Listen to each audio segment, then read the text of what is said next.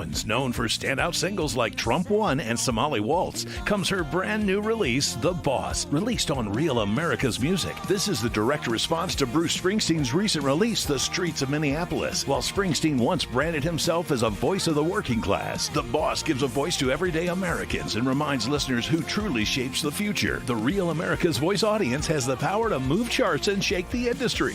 Download it right now. Scan the QR code or search The Boss on iTunes. Push it up the charts. Make them notice.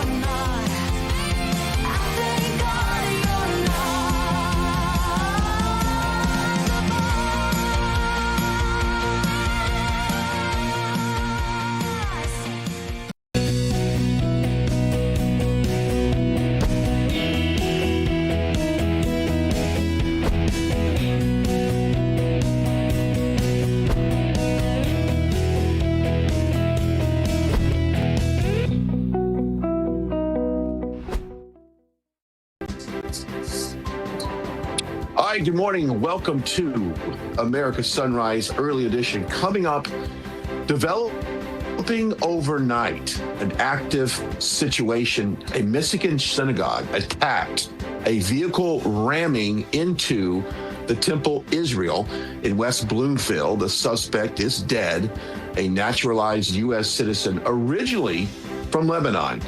The incident raising fears of targeted violence at a moment of global tension. What it means for security here at home, details coming up. And then a moment of truth on Capitol Hill. President Trump pushing his signature election bill, the Save America Act. Now all eyes are on the Senate leader, John Thune. Can he deliver the votes? The political stakes could not be higher. That's ahead as well. And then a live Pentagon briefing starting at 8 a.m. Defense Secretary Pete Hegseth, that would be Secretary of War Pete Hegseth, and the chairman of the Joint Chiefs updating the nations on military operations against Iran, the latest from the war front and what comes next. We'll have it live on American Sunrise. Early Edition starts right now. Welcome to American Sunrise Early Edition. The show where faith, freedom, and the values that built this nation take center stage. You people and others like you built this country. Join us as we break down the stories that matter. FAFO. If you don't know, now you know. American Sunrise Early Edition on Real America's Voice starts now.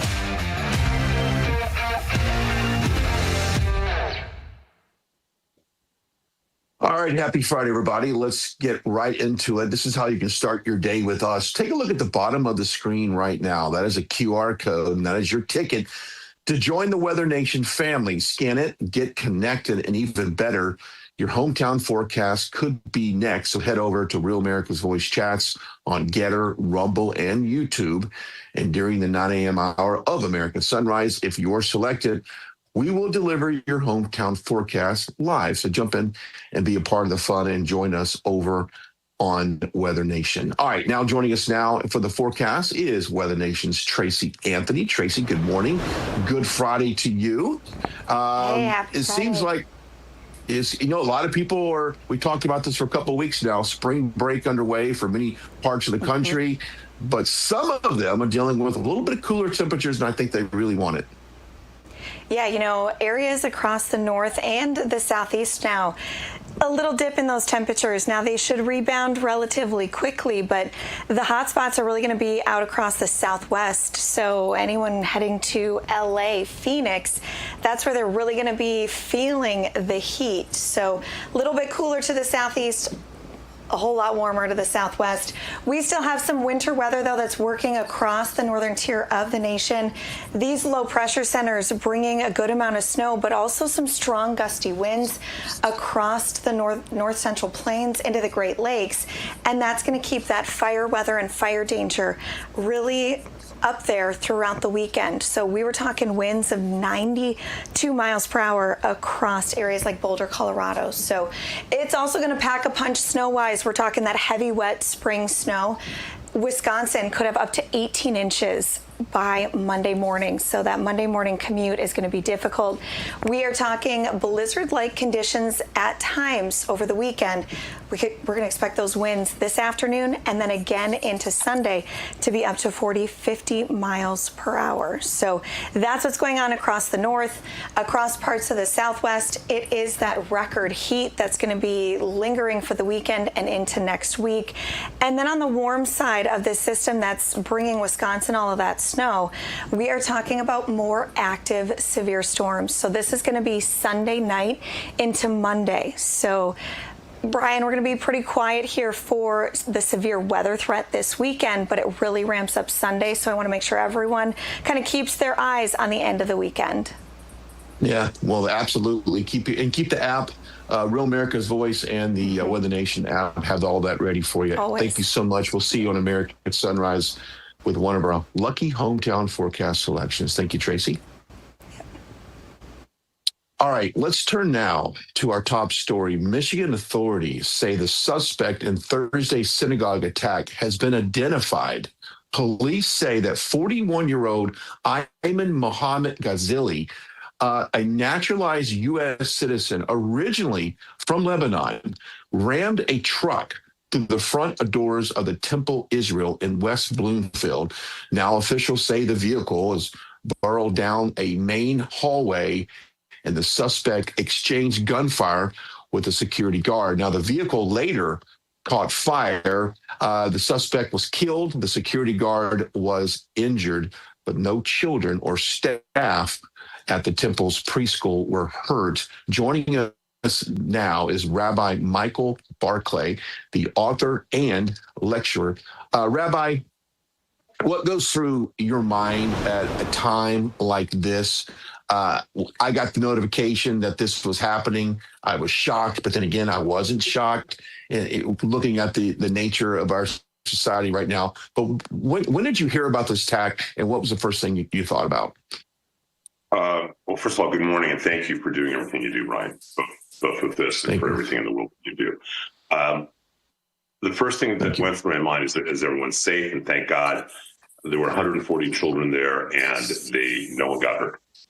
So that's truly a miracle, and thank God for the security forces, which our temple has. Pretty much every temple of the country keeps armed security with us at services and events. But after that, the immediate thought in my mind was the reason for this, and I think we need to get honest. We need to understand what caused this. And it's not that he was from Lebanon. It's caused by people like Candace Owens, Tucker Carlson, and these anti-Semite social influencers who have made anti-Semitism normative. We're blaming everything on the Jews. And we need to wake up and curtail that kind of behavior and that kind of talk, which has been happening in the public arena, because that's really what's leading to the attacks like this. There was an attack yesterday as well in Norway. Thank God it was stopped very early on. And we really need to kind of tone down the conversation and stop blaming the Jews for everything like Tucker and Candace and those people are. Apparently, this location actually had an active shooter drill about 6 weeks ago, which might have prepared them for an incident like this. So it seems to me that the people in charge of security actually have adequate training to make sure this individual did not go any further than he did. We all do. And when I say we all, I mean synagogues. Pretty much every legitimate synagogue that I know, we have armed security at every event. We have people with CCWs. Most very large synagogues have a panic button. Most congregants don't even know this, have a panic button underneath the senior rabbi's pulpit that goes immediately to the police. We've had to have that for a long time, and it's amped up in the last 2.5 years, but that's a part of our reality. I don't do an event without having armed security. There are crazies out there, and we need to stop it. We need to prevent it. So we're constantly doing drills. Our synagogue actually sponsors a class each year for people who want to get their concealed carry permits. Yeah, that's safety is a main concern on this. What's your message to synagogues, temples around the country, even churches, the Christian faith, Catholics? What's your message to them in regards to being tolerant and being proactively ready for something like this to happen? Because everyone's going to be on heightened alert going into this weekend, services around the country. It's funny, I actually learned this from a friend that you may know him, Pastor Rob McCoy, who's one of my neighbors. And my recommendation is actually teaching I learned from him, which is they're sheep, wolves, and sheepdogs. And our obligation as spiritual leaders, our obligation as houses of worship is to make a safe environment for people. We are the one synagogue that never closed in California during COVID. We have to keep safe environments. We need to, in every way, health-wise, which we did even though we were still gathering, security-wise, within terms of having armed security, spiritually in terms of people knowing that it's a safe place to pray, a safe place to open up your heart and your emotions.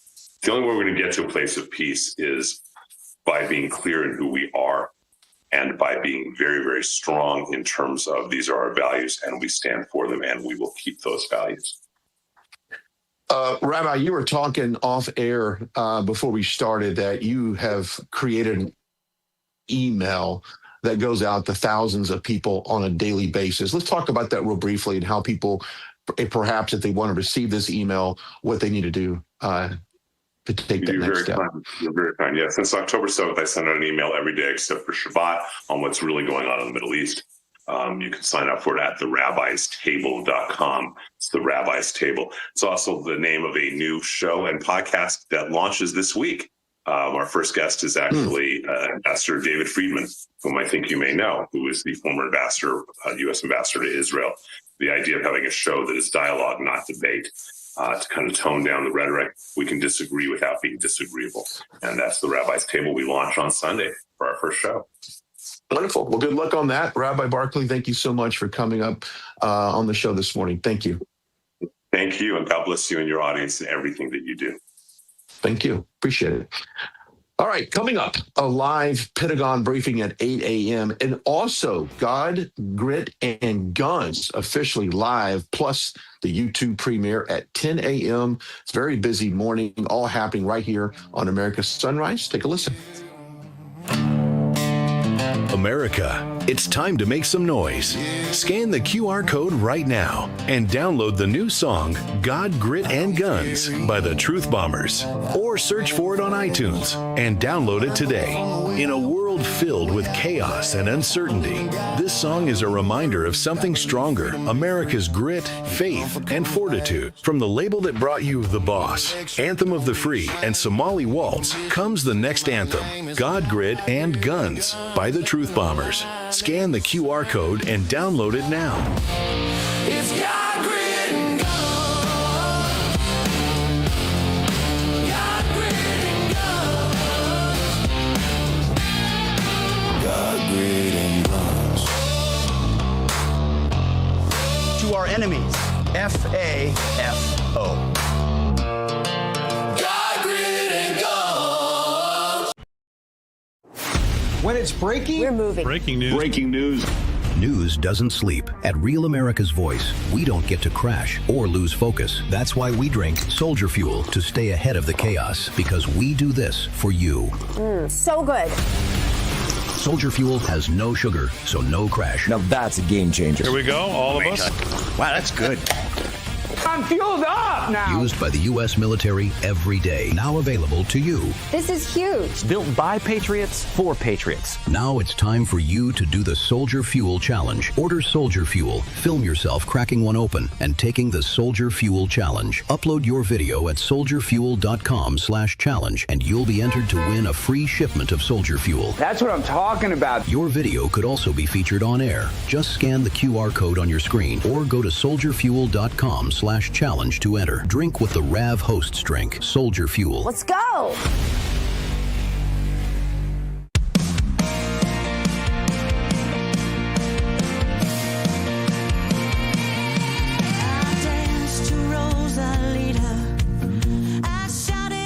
From From powerhouse vocalist Natasha Owens, known for standout singles like Trump One and Somali Waltz, comes her brand new release, The Boss, released on Real America's Music. This is the direct response to Bruce Springsteen's recent release, The Streets of Minneapolis. While Springsteen once branded himself as a voice of the working class, The Boss gives a voice to everyday Americans and reminds listeners who truly shapes the future. The Real America's Voice audience has the power to move charts and shake the industry. Download it right now. Scan the QR code or search The Boss on iTunes. Push it up the charts. Make them notice.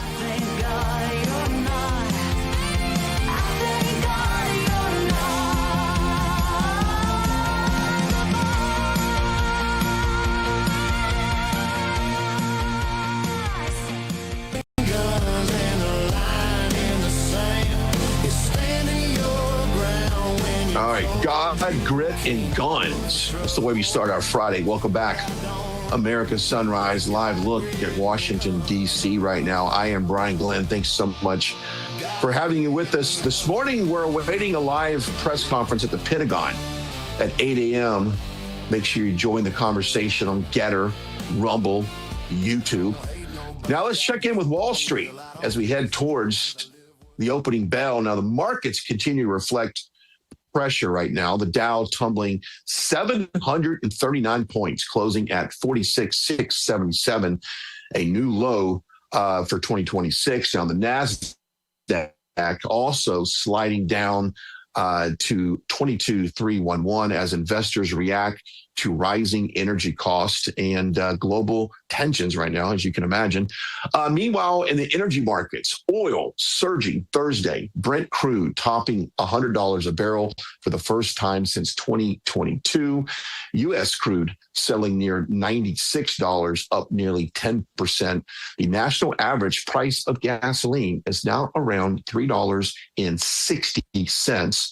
All eyes this morning are on the opening bell. When I was in Cincinnati, the average price of gas there was about $3.45. In California, I'm seeing $7 gas already. So, all right, today is the first day that the Department of Homeland Security employees will miss their full paycheck. About 50,000 of them, or 60,000 of TSA workers, not getting a paycheck as the standoff continues on Capitol Hill.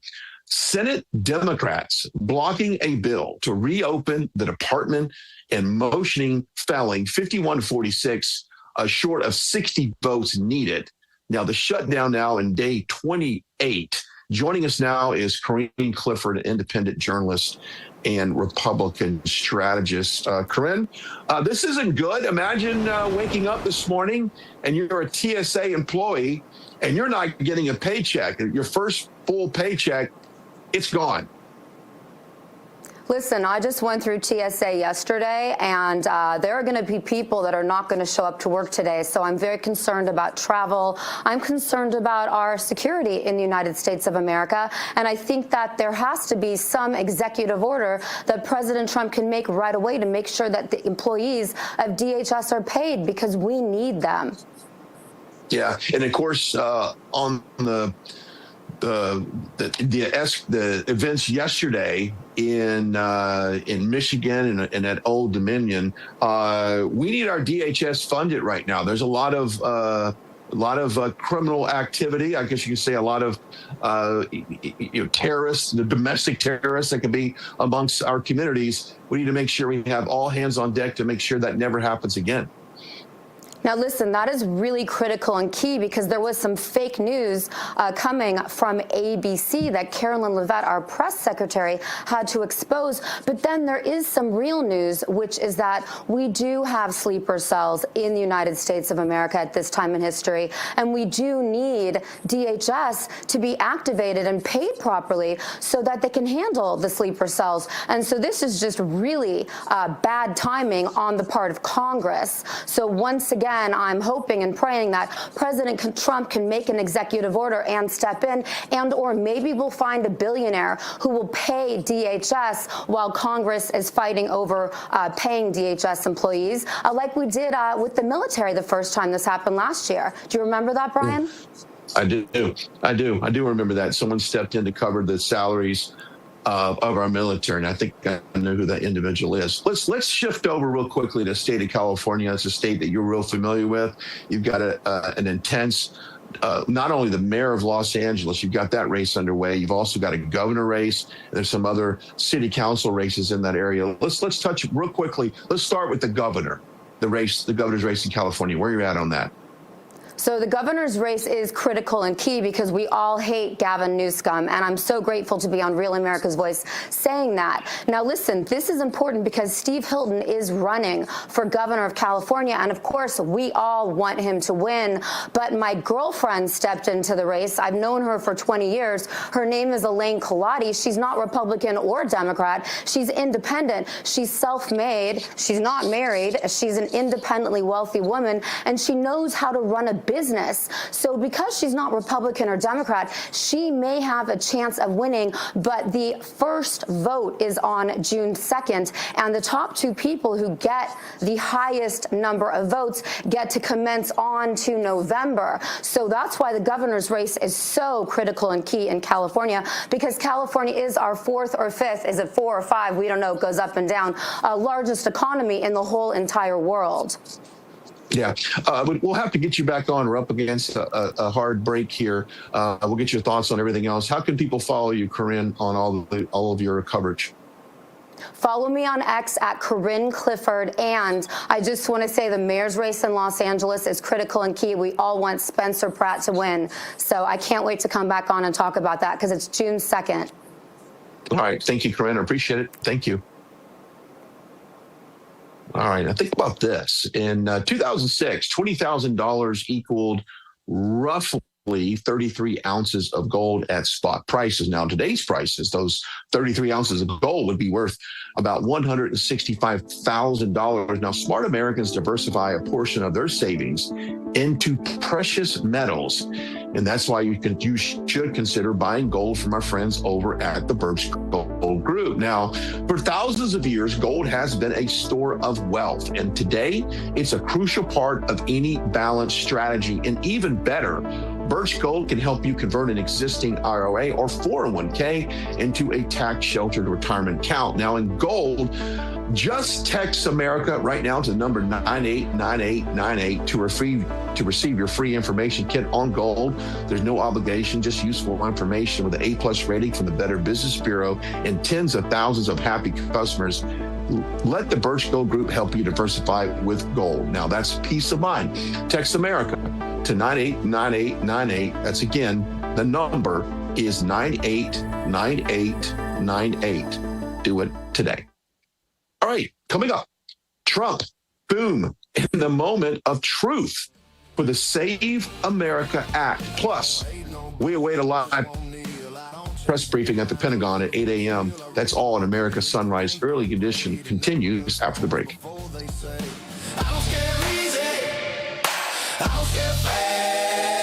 It's God-ridden guns, no fear in my chest. It's doing what's right when it... Hey folks, it's your friend John Rich. I co-founded Old Glory Bank because we heard too many stories about people getting canceled by their bank because they didn't agree with their politics. The government wanted to know where you shop. If you bought a Bible or you shopped at a sporting goods store, you're probably on a list. We created Old Glory Bank because America needed a bank that would protect their privacy and security. Exercising your constitutional rights is not a criminal activity, and neither is loving your country. At Old Glory Bank, we stand with you. I'm a J6er. I spent 1,143 days in prison. About a year in prison. We were prosecuted, persecuted. J6ers have been treated like terrorists. And we need your help. Stand in the Gap was founded to stand in the gap for J6ers working to rebuild their lives after being incarcerated. For just $10 or more, you can help these patriots get back on their feet again. Every dollar you give is being matched up to $50,000. Go now to j6support.com and donate today. When it's breaking, we're moving. Breaking news. Breaking news. News doesn't sleep. At Real America's Voice, we don't get to crash or lose focus. That's why we drink Soldier Fuel to stay ahead of the chaos, because we do this for you. So good. Soldier Fuel has no sugar, so no crash. Now that's a game changer. Here we go, all of us. Wow, that's good. I'm fueled up now. Used by the U.S. military every day. Now available to you. This is huge. Built by Patriots for Patriots. Now it's time for you to do the Soldier Fuel Challenge. Order Soldier Fuel. Film yourself cracking one open and taking the Soldier Fuel Challenge. Upload your video at soldierfuel.com/challenge and you'll be entered to win a free shipment of Soldier Fuel. That's what I'm talking about. Your video could also be featured on air. Just scan the QR code on your screen or go to soldierfuel.com/challenge to enter. Drink with the Rav Hosts drink. Soldier Fuel. Let's go. You can't take it from me. All right, welcome back. American Sunrise, early edition, live look at the Capitol. What a beautiful day ahead. I am Brian Glenn. Thanks for being with us on this very busy morning. You can join us on Getter, YouTube, and Rumble. Now, back to the Save America Act, a priority for President Trump. Now the pressure is squarely on the Senate leader, John Thune, to get it across the line. Joining us now to talk about that is our national political reporter, Neil McCabe. But Neil, it's now or it's never. And I was telling you in the break that one Democrat, which I thought was going to vote for it, Fetterman, has now backtracked on that. Well, it's 53-47 in the Senate, and which means, and if it was a Democratic-controlled Senate, it would be no problem. But with the Republicans in control, there's 3 or 4 senators that are going to flip on you, and so you kind of count on guys like Fetterman or other Democrats that you would think had tough re-elections coming up, and they wanted to be for election integrity. But as you said, Thune has announced that he will put it on the floor next week, which, makes the lie. They said, oh, it's held up in committee. McConnell and the Rules Committee won't let it out. The majority leader can almost do whatever he wants when it comes to bringing bills for a vote. He can pull something out of committee and he can put it up for a vote like today. And they first have to end debate. That's the filibuster. You need 60 votes. If you close debate, you can then go for passage, and that's the simple majority. And what Thune is now saying is, hey, we're going to put the Democrats on the record that Republicans support this. Let's see what they do. Behind the scenes, what Thune is saying is, Mr. President, I don't have the votes. Get off my back. I'm going to put this up. You're going to lose, and then we're going to go on with our lives. And so there's a lot of back and forth behind the scenes between the Senate and the White House, because Thune is putting up a public cooperation, but really behind the scenes, he's not doing anything. And of course, Brian, it's also tied to Cornyn and Paxton in Texas.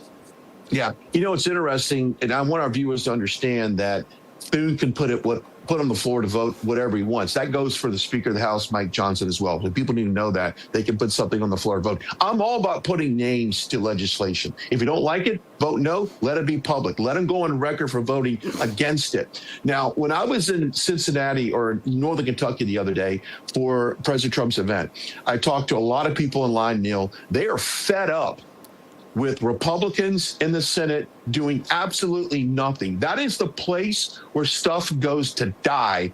This is a no-brainer. The American people demand this. We got to get rid of the filibuster. This is the only way this gets going. We're playing defense right now.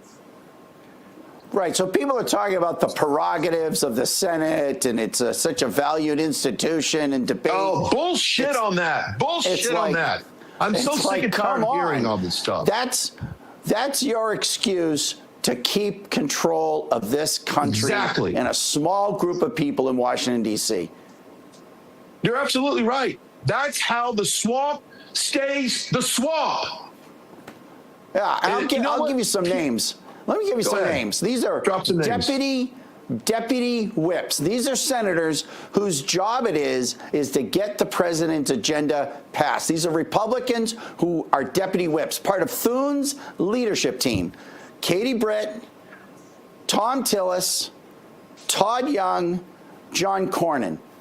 Right? There are others, but they're pretty MAGA and safe. But John Cornyn literally has a job, which is to get the votes for the president's agenda to advance. And you have guys like Cornyn, you have Todd Young, Tom Tillis. These are the guys who are supposed to, that Thune has on his leadership team to move the agenda. These guys hate the president. Neil, they're running out the clock. We all know that. I'm up against a hard break as well. Neil, thank you so much for your coverage there on the Capitol Hill. If we're mad, America, we're mad because they're not representing the people. Thank you, Neil.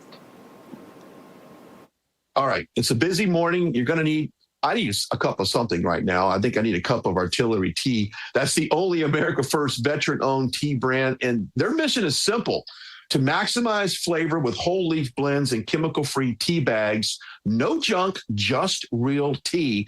And here's the tactical advantage. Each bag brews twice. Just go to artillerytco.com and use the promo code RAV for 10% off your first order. That's artillerytco.com. Premium tea, mission-driven, brewed for the brave. And we're actually joined right now by Mike Britton, the co-founder of Artillery Tea Company. Mike, good morning to you. Welcome to the show. Morning. Thanks for having me again. Well, a little feisty this morning, but that's okay. We got to get fired up, get everybody awake. Now, how does your product compare with regular tea? A lot of people are probably wondering, well, what's the difference between artillery tea and just regular tea? Yeah, the regular tea is the stuff you'll get like in the grocery store, the Lipton, the Yogi teas, and all, and Bigelow and that sort of thing. But all those are so mass produced that you're getting actually the lowest grade of tea that you can possibly get. The whole leaf stuff that we use, when it's produced, there's dust particles that fall through the cracks. I mean, literally fall through the cracks. And that tea dust is what they put into those tea bags for those products, right? And so we're getting the top graded leaf that you can get versus the bottom graded leaf you can get. So it'll help like maximize the flavor. Tea dust is like overly bitter. It doesn't really taste like actual tea because I don't think it is actual tea. It's only a part of it. And so it's the lowest graded part, and it's the worst tasting part as well. Yeah, I would agree on that. Now, how does your product align with the whole Make America Healthy Again movement? Yeah, well, first of all, we use only organic ingredients. So we try to do that everywhere we're able to do that. And right now, we have 11 blends online, and 9 out of 11 of them use only organic ingredients. So there's that.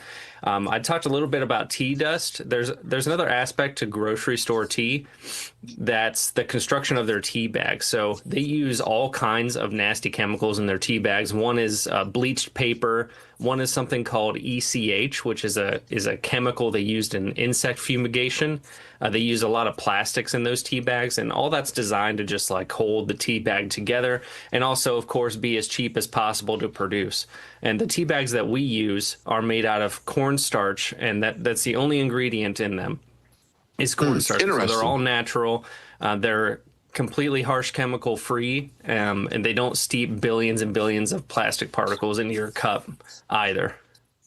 I didn't know that. I know a lot of our viewers right now are never going to buy that stuff again. They're going to go and buy it for you. But what is the best way for viewers right now to get kind of the best deals on your product? The best way right now is through something we came out with a few months ago called the Patriot's Brew Club.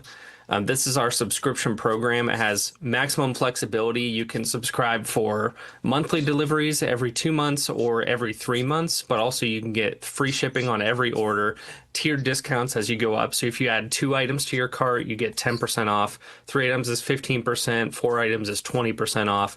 That's really the spot where we have the best deals, and the only spot we actually offer free shipping. We also do, well, not the only spot, we offer free shipping on orders over $59 too. But if you want regular free shipping, the Patriot's Brew Club is the way to go. Mike, thank you so much for joining us this morning. We love talking about your company. And once again, it's artillerytco.com. Don't forget to sign up for that club as well. Thank you so much for joining us, Mike. I appreciate that. Yeah, thanks a lot, Brian. Thank you. All right, coming up, we go straight to the Denver newsroom for the latest headlines making news this morning, plus the countdown to the Pentagon briefing live at 8 o'clock. We'll have that for you as well as American Sunrise Early Edition continues after the break.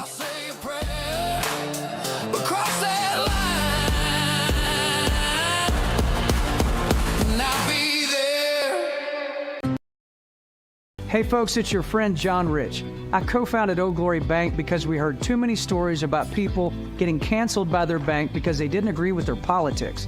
The government wanted to know where you shop. If you bought a Bible or you shopped at a sporting goods store, you're probably on a list. We created Old Glory Bank because America needed a bank that would protect their privacy and security. Exercising your constitutional rights is not a criminal activity, and neither is loving your country. At Old Glory Bank, we stand with you. I'm a J6er. I spent 1,143 days in prison. About a year in prison. We were prosecuted, persecuted. J6ers have been treated like terrorists. And we need your help. Stand in the Gap was founded to stand in the gap for J6ers working to rebuild their lives after being incarcerated. For just $10 or more, you can help these patriots get back on their feet again. Every dollar you give is being matched up to $50,000. Go now to j6support.com and donate today. When it's breaking, we're moving. Breaking news. Breaking news. News doesn't sleep. At Real America's Voice, we don't get to crash or lose focus. That's why we drink Soldier Fuel to stay ahead of the chaos, because we do this for you. So good. Soldier Fuel has no sugar, so no crash. Now that's a game changer. Here we go, all of us. Wow, that's good. I'm fueled up now. Used by the U.S. military every day. Now available to you. This is huge. Built by Patriots for Patriots. Now it's time for you to do the Soldier Fuel Challenge. Order Soldier Fuel, film yourself cracking one open, and taking the Soldier Fuel Challenge. Upload your video at soldierfuel.com/challenge, and you'll be entered to win a free shipment of Soldier Fuel. That's what I'm talking about. Your video could also be featured on air. Just scan the QR code on your screen or go to soldierfuel.com/challenge to enter. Drink with the Rav Hosts drink. Soldier Fuel. Let's go.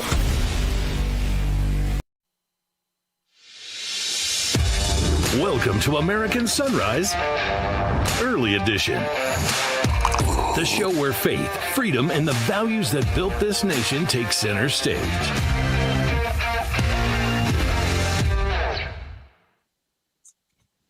Welcome back to America Sunrise Early Edition. That is a live shot at the Pentagon. We are awaiting a press conference. I am Brian Glenn. Glad you're with us on this very busy morning. Join us on Getter, YouTube, and Rumble.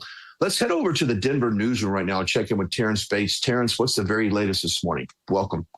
Hey, Brian, good morning to you. You mentioned that upcoming Pentagon press briefing. We, of course, have all eyes on that. However, on a local front, Islamic extremism also in the spotlight as federal investigators still trying to confirm what motivated a 41-year-old man to ram his vehicle into a synagogue, threatening the lives of 140 kids, as well as teachers and staff at a school that's associated with that house of worship. The feds are calling the crime an act of violence targeting the Jewish community. It all happened on Thursday afternoon here in West Bloomfield Township, Michigan. The attacker was shot and killed after his car burst into flames, and he jumped out following ramming that building, jumped out of the car holding a rifle even. Department of Homeland Security officials confirmed the guy is originally from Lebanon, but immigrated to the United States and became a naturalized citizen. And Brian, in a separate and arguably even more disturbing attack, this one happening in Virginia, ROTC students at Old Dominion University being hailed heroes this morning after killing a man who barged into a university classroom, killing one student and injuring two others.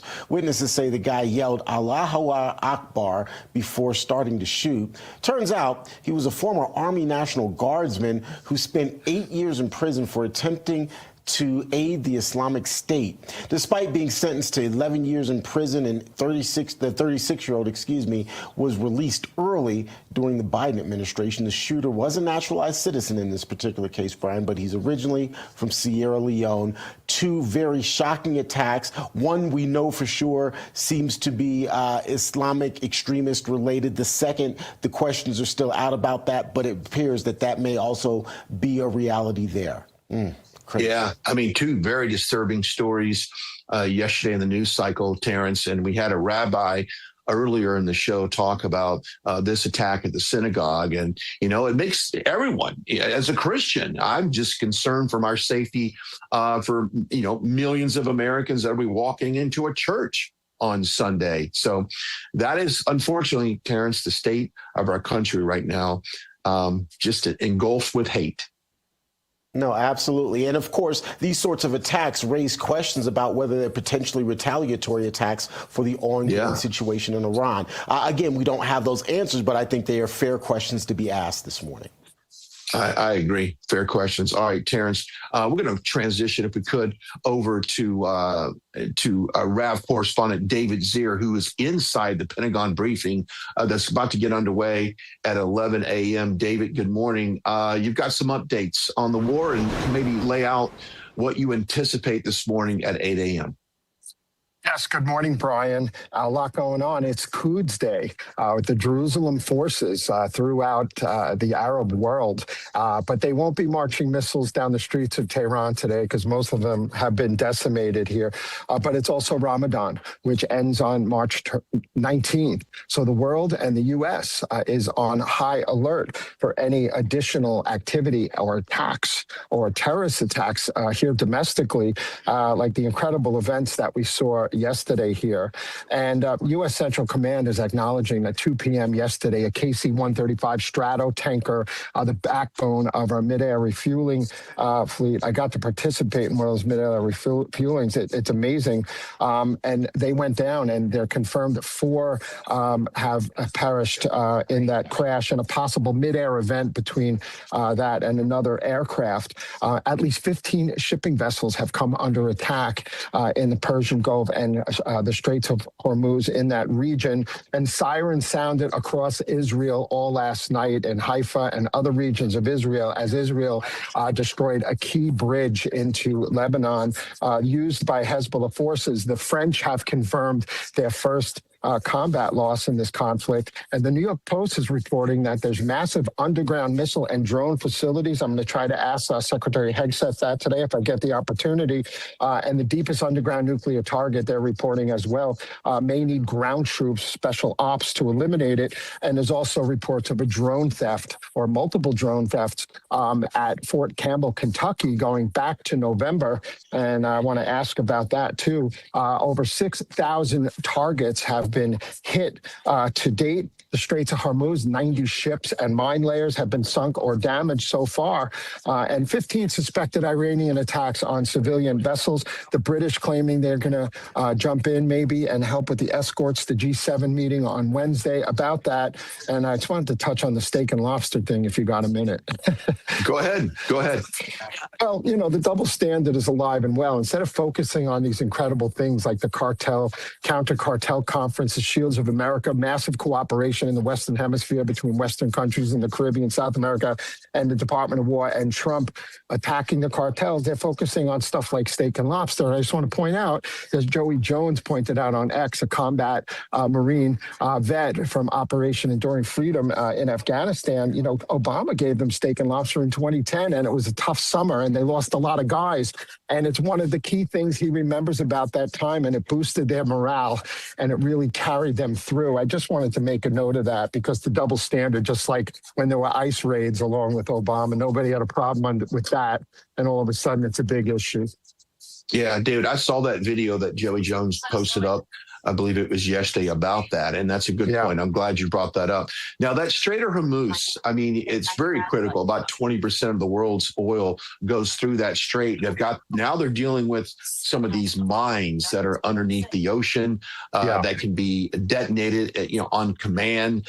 They can be disabled as well. Do you have any intel on what we're doing right now to make sure that some of these mines that are floating in that strait there don't end up, exploding on any vessels coming through? Well, I know that's probably the biggest issue going on over there, and it's probably, going to continue. I heard Secretary Energy Chris Wright and Treasury Secretary Scott Bessent say maybe within 2 weeks we're going to start escorting vessels, which would probably include mine clearing operations and other over there. But it's really critical. A lot of the fertilizer products and sulfur come out of that region, I believe from Iraq. Third world countries, it's planting season. We could face a lot of problems if they don't get fertilizer product to the market. It's not just oil. Iraq down 70% in their exports right now as well. They got to get a handle on that quickly. I think there's a plan to do it, but we don't want to put our troops in harm's way unless we have, that dominance over there to do so. Right. Real quickly, what has been the vibe, of lack of a better word, in that Pentagon briefing room? You've got a lot of media there. Obviously, you've got some conservative outlets like ourselves that's prominently placed in that room for good reason. I would think, to be able to have the opportunity that we haven't had before to ask some of these questions. But what is the tone there at the Pentagon in the briefing area? Oh, it's new media here since November and December, and some of the outlets stayed on that were here. It's not that bad, and there's a general energy here and vibe, asking tough questions. Even the new media asking tough questions of Secretary Hegseth. But I believe that the media who isn't here has been nonstop and criticizing the budget and the spending before the fiscal year was up, which has been going on for decades. And right. Has acknowledged in the past that the Pentagon is a bureaucracy and we're trying to get through it and deliver weapon systems to the war fighters at speed and scale, and Trump's executive orders to make sure that the CEOs aren't just getting rich from defense contractors, and we're actually producing product in a more timely and a more inexpensive fashion in partnership with private industry and academia. But there's a little bit of frustration sometimes here. It feels this is my fourth briefing here since the Iran event started, and we'll see how that goes today. But Hegseth and General Dan Kane seem to have it under control here. Now, David, you travel quite a bit, and with the DHS not being funded, about 60,000 TSA workers will not get a paycheck today. They are anticipating maybe widespread call-outs of people simply saying, well, I can't come to work. I can't afford to come to work. I need to find an alternative source of income. Now, you travel quite a bit. What has been your experience with TSA, with traveling? And then lastly, before I let you go, I want to get your thoughts on the events yesterday and how that might come up in today's press conference. Yeah, I'm sure security is going to be ramped up even more here. And, some of it is stressful, like LaGuardia Airport. I fly out a lot to regional locations. I'm clear TSA pre-check, touchless ID, but now they consolidate the line, so it doesn't matter. So during the daytime, it's more of a delay. So make sure you give yourself an extra hour to get to the airport and to make sure you're going to get in on time and through security here. But I'm more concerned, the vacation time is here, spring break, Easter vacation, and I just think what the Democrats are doing is reprehensible. We got to keep them funded. I don't know if there's a mechanism to do it. The TSA jobs, they don't pay a ton as it is, and sometimes they're a little difficult to deal with as it is, coming through the checkpoint. But, the experience has been pretty good here at Reagan Airport. The TSA people have been great, and it's moving along. So we'll see where that goes. I'm hoping that Jonah, who was my cam op the last couple of days in Kentucky, finally made it back to D.C. His flight had been canceled and delayed for almost like 10, 12 hours. He ended up having to fly into Dulles because DCA is historically one of the worst airports to fly in, not only the short staff, but just the nature of the runway. David Sear, thank you so much for your live coverage there. We'll check in with you after that briefing. I appreciate it. Thanks again, Brian. All right, we'll have that Pentagon briefing happening minutes from now. We'll have it right here during the American Sunrise. We'll be back. Last block with David Brody after this.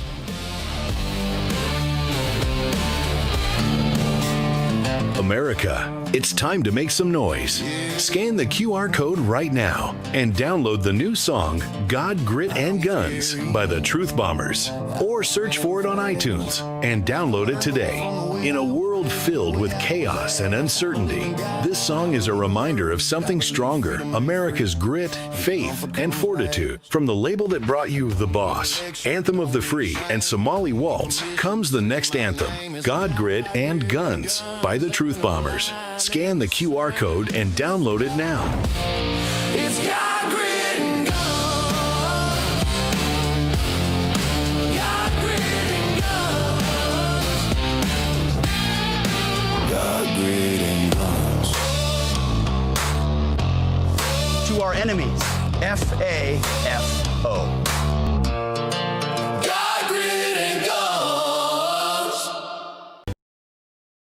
Hey folks, it's your friend John Rich. I co-founded Old Glory Bank because we heard too many stories about people getting canceled by their bank because they didn't agree with their politics. The government wanted to know where you shopped. If you bought a Bible or you shopped at a sporting goods store, you're probably on a list. We created Old Glory Bank because America needed a bank that would protect their privacy and security. Exercising your constitutional rights is not a criminal activity, and neither is loving your country. At Old Glory Bank, we stand with you. I'm a J6er. I spent 1,143 days in prison. About a year in prison. We were prosecuted, persecuted. J6ers have been treated like terrorists. And we need your help. Stand in the Gap was founded to stand in the gap for J6ers working to rebuild their lives after being incarcerated. For just $10 or more, you can help these patriots get back on their feet again. Every dollar you give is being matched up to $50,000. Go now to j6support.com and donate today. When it's breaking, We're moving. Breaking news. Breaking news. News doesn't sleep. At Real America's Voice, we don't get to crash or lose focus. That's why we drink Soldier Fuel to stay ahead of the chaos, because we do this for you. So good. Soldier Fuel has no sugar, so no crash. Now that's a game changer. Here we go, all of us. Wow, that's good. I'm fueled up now. Used by the U.S. military every day. Now available to you. This is huge. Built by Patriots for Patriots. Now it's time for you to do the Soldier Fuel Challenge. Order Soldier Fuel, film yourself cracking one open, and taking the Soldier Fuel Challenge. Upload your video at soldierfuel.com/challenge, and you'll be entered to win a free shipment of Soldier Fuel. That's what I'm talking about. Your video could also be featured on air. Just scan the QR code on your screen or go to soldierfuel.com/challenge to enter. Drink with the RAV hosts drink, Soldier Fuel. Let's go. Get ready, America. March 25th through 28th. CPAC USA 2026 takes over the Lone Star State. And Real America's Voice brings you wall-to-wall coverage. Live shows from the convention floor, exclusive interviews, powerful panels, live music, entertainment, and more. All from the RAV stage. Hear from RAV's own Steve Bannon. The only way we don't have victory if we surrender. And we're not going to retreat. We're not going to surrender. We're not going to quit. Eric Bowling. Real leadership listens without lecturing. It respects people enough to talk to them, not down to them. And Jack Posobiec live. Freedom is a responsibility that we must uphold every single day of our lives. Plus Dr. G and others. We always came together because we know what we're fighting for. CPAC USA 2026, only on Real America's Voice. Presented by Birch Gold Group and Patriot Mobile.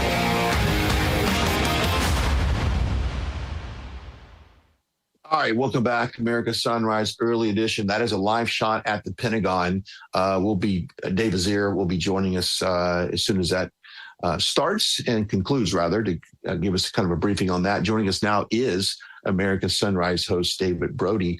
David, good morning. Real quickly, before we get into the events yesterday, I will say from a programming note, I've been told by sources that the Real America's Voice setup there this year in Texas at CPAC will be the biggest ever. So if you plan on going out to CPAC, definitely you want to check out the Real America's Voice setup there. So it's going to be pretty impressive. Okay, David, yesterday I was flying back from Kentucky. I got the notifications on my phone that we had yet again a very tragic incident at a synagogue, and then obviously the shooting at Old Dominion. Horrible day. Yeah, no, 100%, and it's just becoming now commonplace, right? I mean, it just is, and this is what we have been warning about for a long time. Look, can we stop with the Christians are the extremists? Can we also stop with this idea that the Jews are the most dangerous people on earth? Look, I'm not suggesting, I'm paraphrasing there because I know a lot of people are down on Israel. How about radical Islamic terrorism? We keep talking about it. That is the number one threat, okay? Allah Akbar. Anybody heard of that? Come on. The guy did it again in Old Dominion. They're ramming cars into synagogues. This is just going to continue to go on. I'm curious about today's briefing here at the Pentagon, how much they will discuss that, the threats to the homeland, and all of that, because it would be great to ask the DHS, someone at DHS, but sadly, they're closed for the day. Yeah. So I guess we're going to have to ask the Pentagon.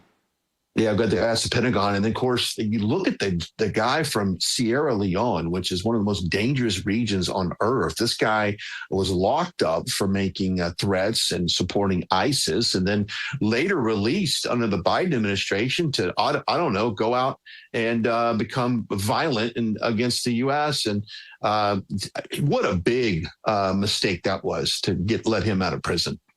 Well, and you notice, Brian, what you just said there, those words, right? I mean, how many times have we heard those words? Later released by the Biden administration, or let in by the Biden administration. It just seems like there's always that attached to something that's gone diabolically wrong. Speaking of diabolical, this Ayatollah, right? The Mustafa, I'll always mess up his name. The Ayatollah Mustafa Khamenei, whatever, that guy. I'll just call him the cardboard cutout guy, because quite frankly, we haven't seen him at all in any sort of live video. And now we're supposed to believe that he's now threatening the United States via press release from yesterday. Yeah. Listen, do me a favor, show your face, even if you have to come out on one gimpy leg or however they've supposedly injured you. Let's see you, go in front of the cameras, you big wimp.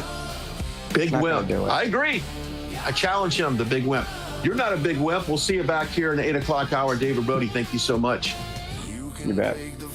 All right. And thank you for watching us. We'll be back here on Monday, bright and early. Have a fantastic weekend. As always, goodbye and God bless. We'll see you.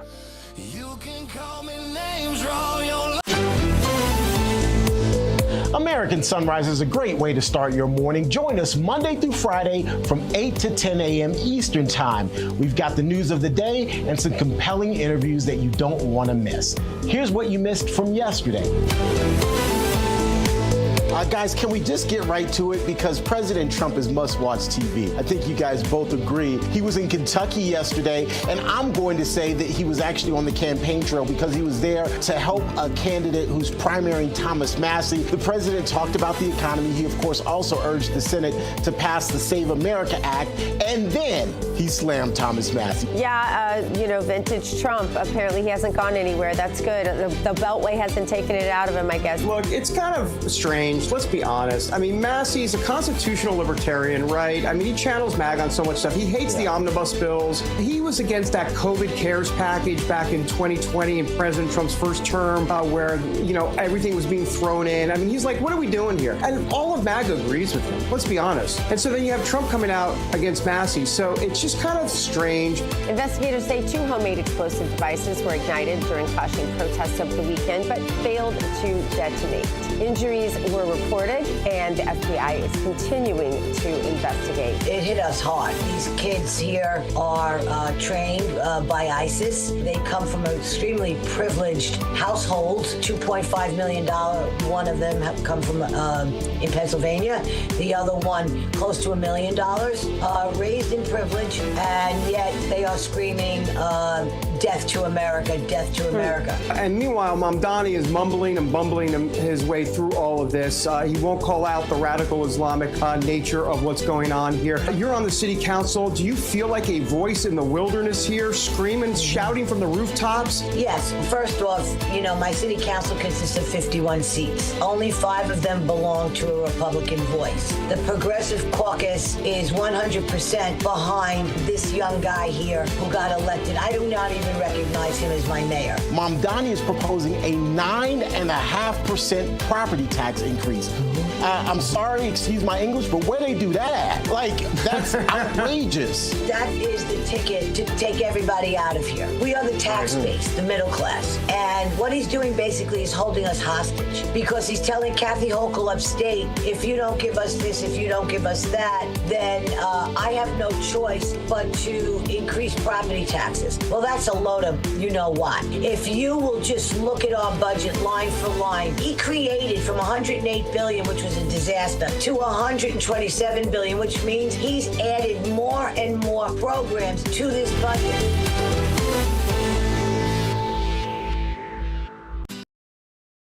Hey folks, it's your friend John Rich. I co-founded Old Glory Bank because we heard too many stories about people getting canceled by their bank because they didn't agree with their politics. The government wanted to know where you shopped. If you bought a Bible or you shopped at a sporting goods store, you're probably on a list. We created Old Glory Bank because America needed a bank that would protect their privacy and security. Exercising your constitutional rights is not a criminal activity, and neither is loving your country. At Old Glory Bank, we stand with you. I'm a J6er. I spent 1,143 days in prison. About a year in prison. We were prosecuted, persecuted. J6ers have been treated like terrorists. And we need your help. Stand in the Gap was founded to stand in the gap for J6ers working to rebuild their lives after being incarcerated. For just $10 or more, you can help these patriots get back on their feet again. Every dollar you give is being matched up to $50,000. Go now to j6support.com and donate today. When it's breaking, we're moving. Breaking news. Breaking news. News doesn't sleep. At Real America's Voice, we don't get to crash or lose focus. That's why we drink Soldier Fuel to stay ahead of the chaos, because we do this for you. So good. Soldier Fuel has no sugar, so no crash. Now that's a game changer. Here we go, all of us. Wow, that's good. I'm fueled up now. Used by the U.S. military every day. Now available to you. This is huge. Built by Patriots for Patriots. Now it's time for you to do the Soldier Fuel Challenge. Order Soldier Fuel, film yourself cracking one open, and taking the Soldier Fuel Challenge. Upload your video at soldierfuel.com/challenge, and you'll be entered to win a free shipment of Soldier Fuel. That's what I'm talking about. Your video could also be featured on air. Just scan the QR code on your screen or go to soldierfuel.com/challenge to enter. Drink with the Rav Hosts drink, Soldier Fuel. Let's go. Good morning, America. Welcome to American Sunrise. Whether it's culture, We have breaking news to share with you. politics, President Trump is joining us live now from Florida.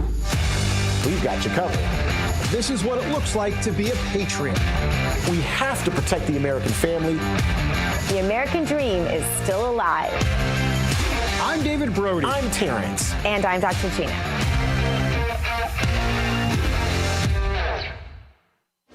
Breaking news from Real America's Voice.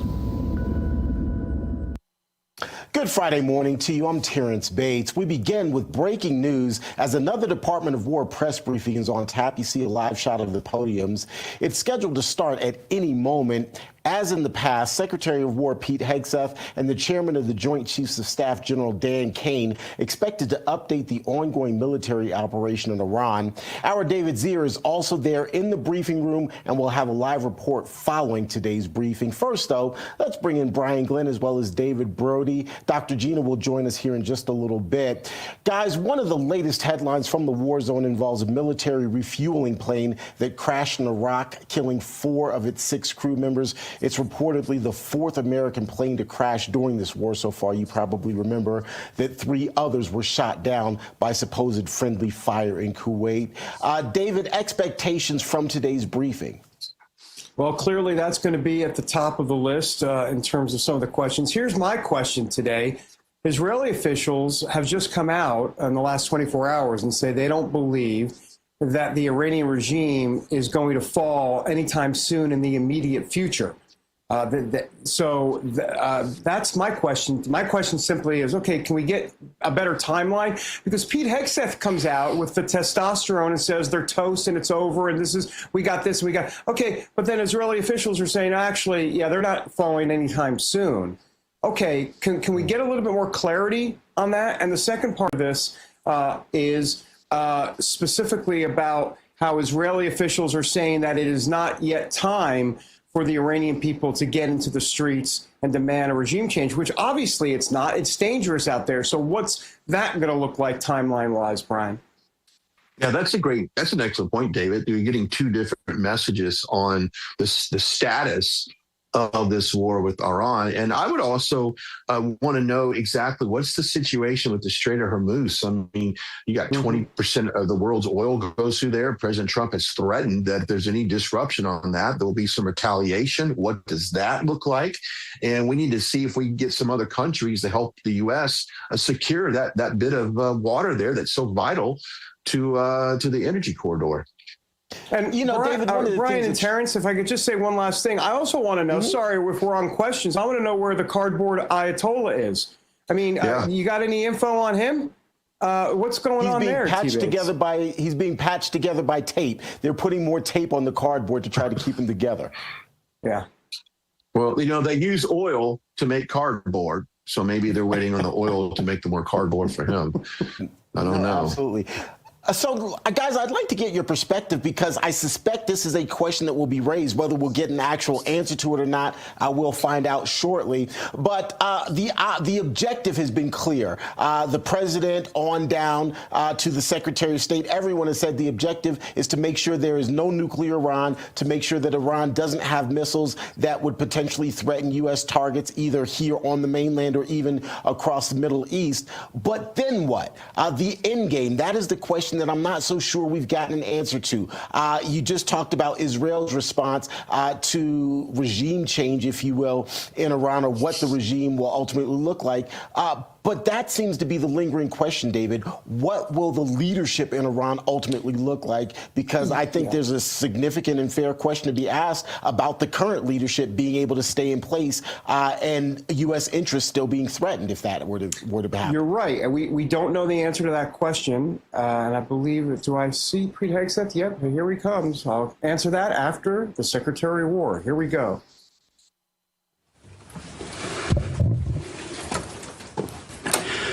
Good morning. I'll start, as we often do here at the Department of War, with the bottom line up front. For the world to hear and the press to actually admit that the United States is decimating the radical Iranian regime's military in a way the world has never seen before. Never before has a modern, capable military, which Iran used to have, been so quickly destroyed and made combat ineffective, devastated. We said it would not be a fair fight, and it has not been.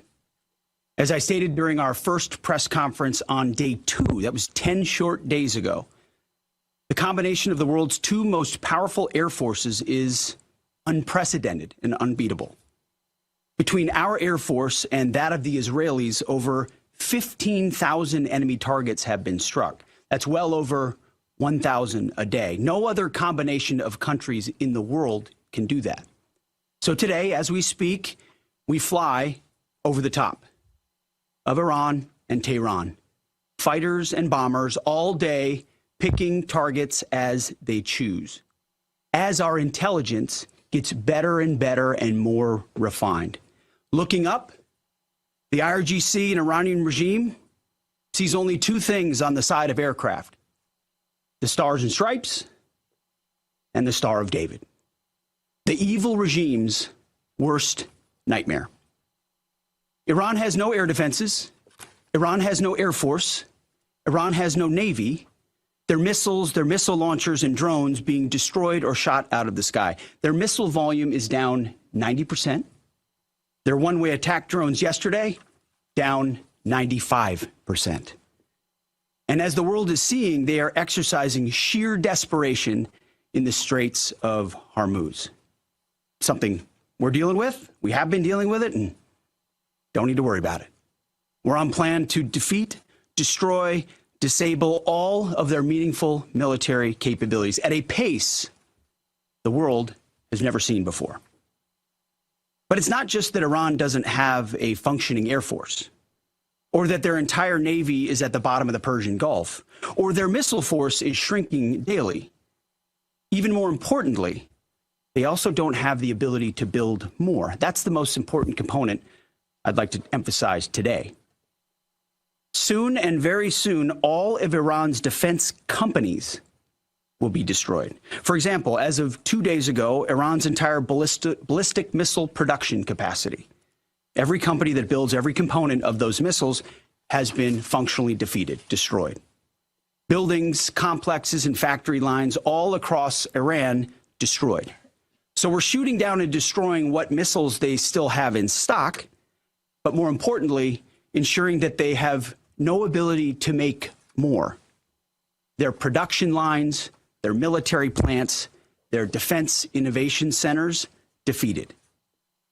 Iran's leadership is in no better shape. Desperate and hiding, they've gone underground, cowering. That's what rats do. We know the new so-called not-so-supreme leader is wounded and likely disfigured. He put out a statement yesterday, a weak one, actually, but there was no voice and there was no video. It was a written statement. He called for unity. Apparently killing tens of thousands of protesters is his kind of unity.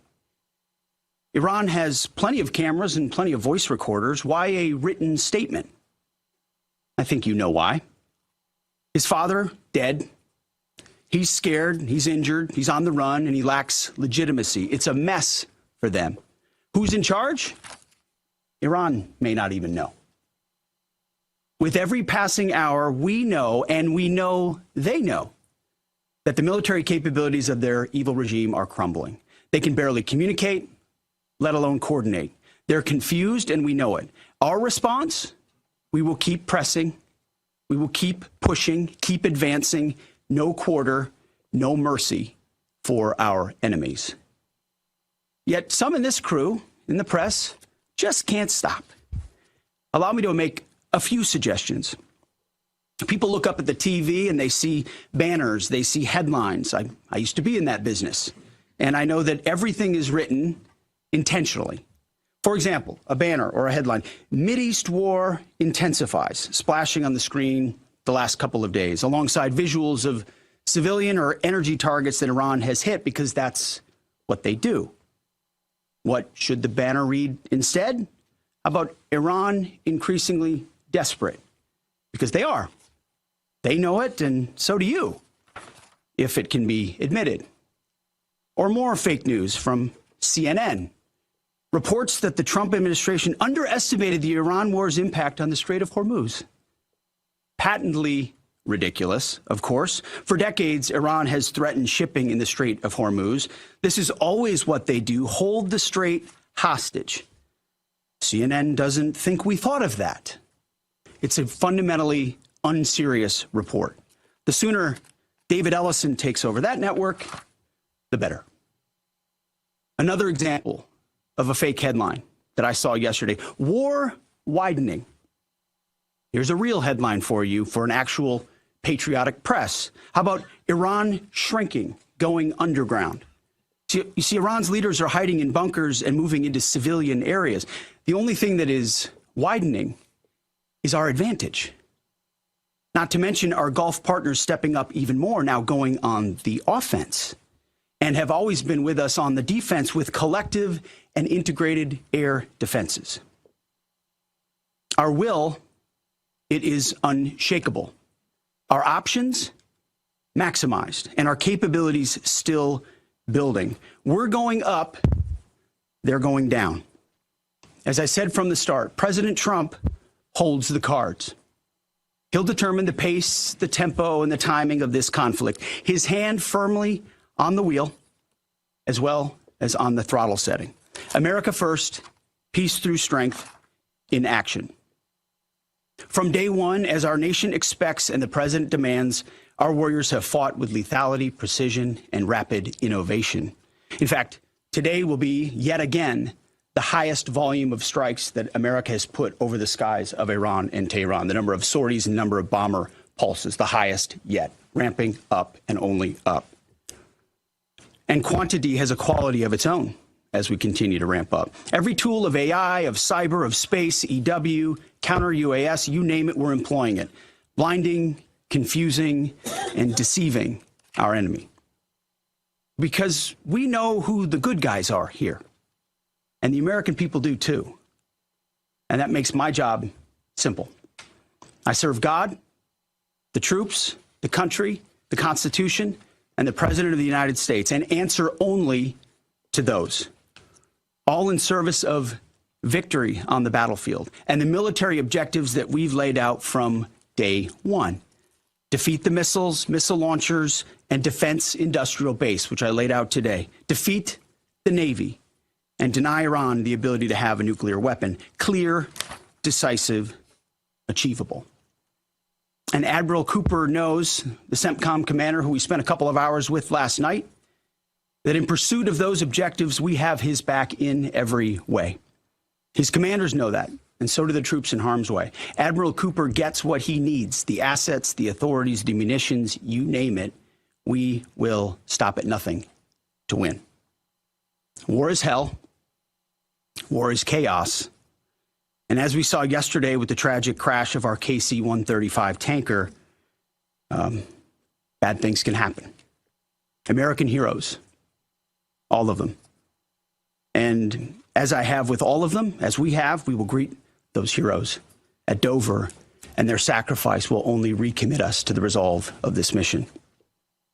But war in this context and in pursuit of peace is necessary, which is why each day on bended knee we continue to appeal to heaven, to Almighty God's providence, to watch over and give special skill and confidence to our leaders and to our warriors. To those warriors who this nation prays for every single day, I hear from all of you out there who pray for them every day. Stay on bended knee and pray for them. I continue to say to them, Godspeed.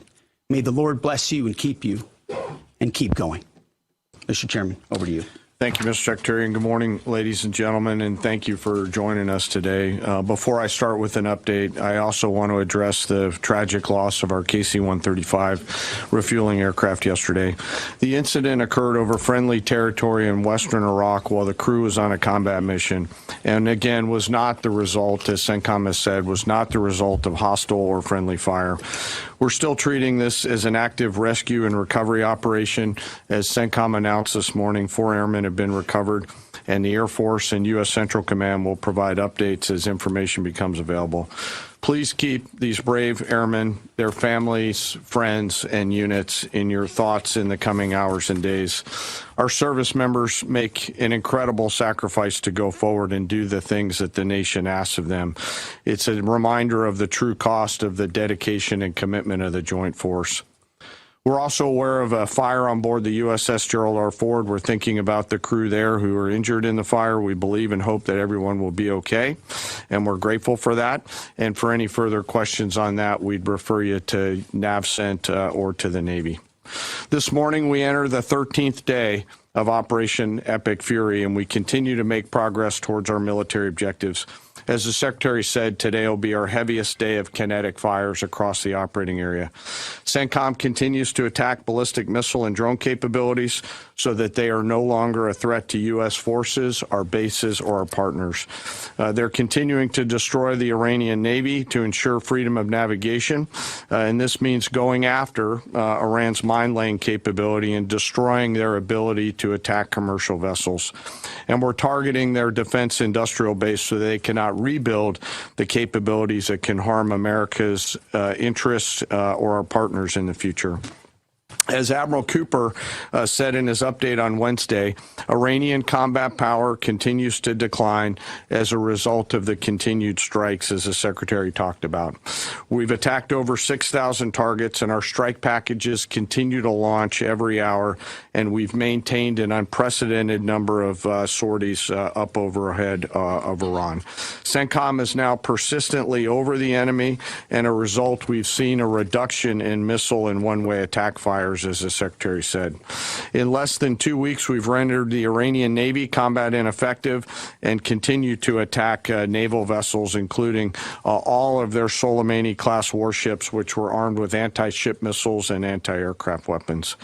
We've made progress, but Iran still has the capability to harm friendly forces and commercial shipping, and our work on this effort continues. But I want to make something clear. The only thing preventing commercial traffic and flow through the Straits right now, which there is some through the Straits, is Iran. They are the belligerents here holding the Straits closed, although there is some traffic moving through there. We've made it a priority to target Iran's mine-laying enterprise, their mine layers, the naval bases and depots, in addition to the missiles that could influence the Straits. And CENTCOM continues to attack those efforts.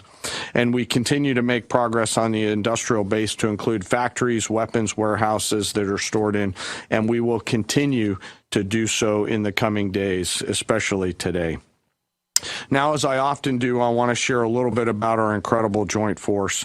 Today, I'm going to talk about our incredible artillery force comprised of American soldiers and Marines who've been sinking ships, destroying depots, and launching Army tactical missile systems, or ATACMS, precision strike missiles, or PRISMs, and high-mobility rocket systems, or HIMARS. From outside Iran, our Army and Marine artillerymen are hitting sites that Iran relies on to project power beyond their borders and protect our deployed.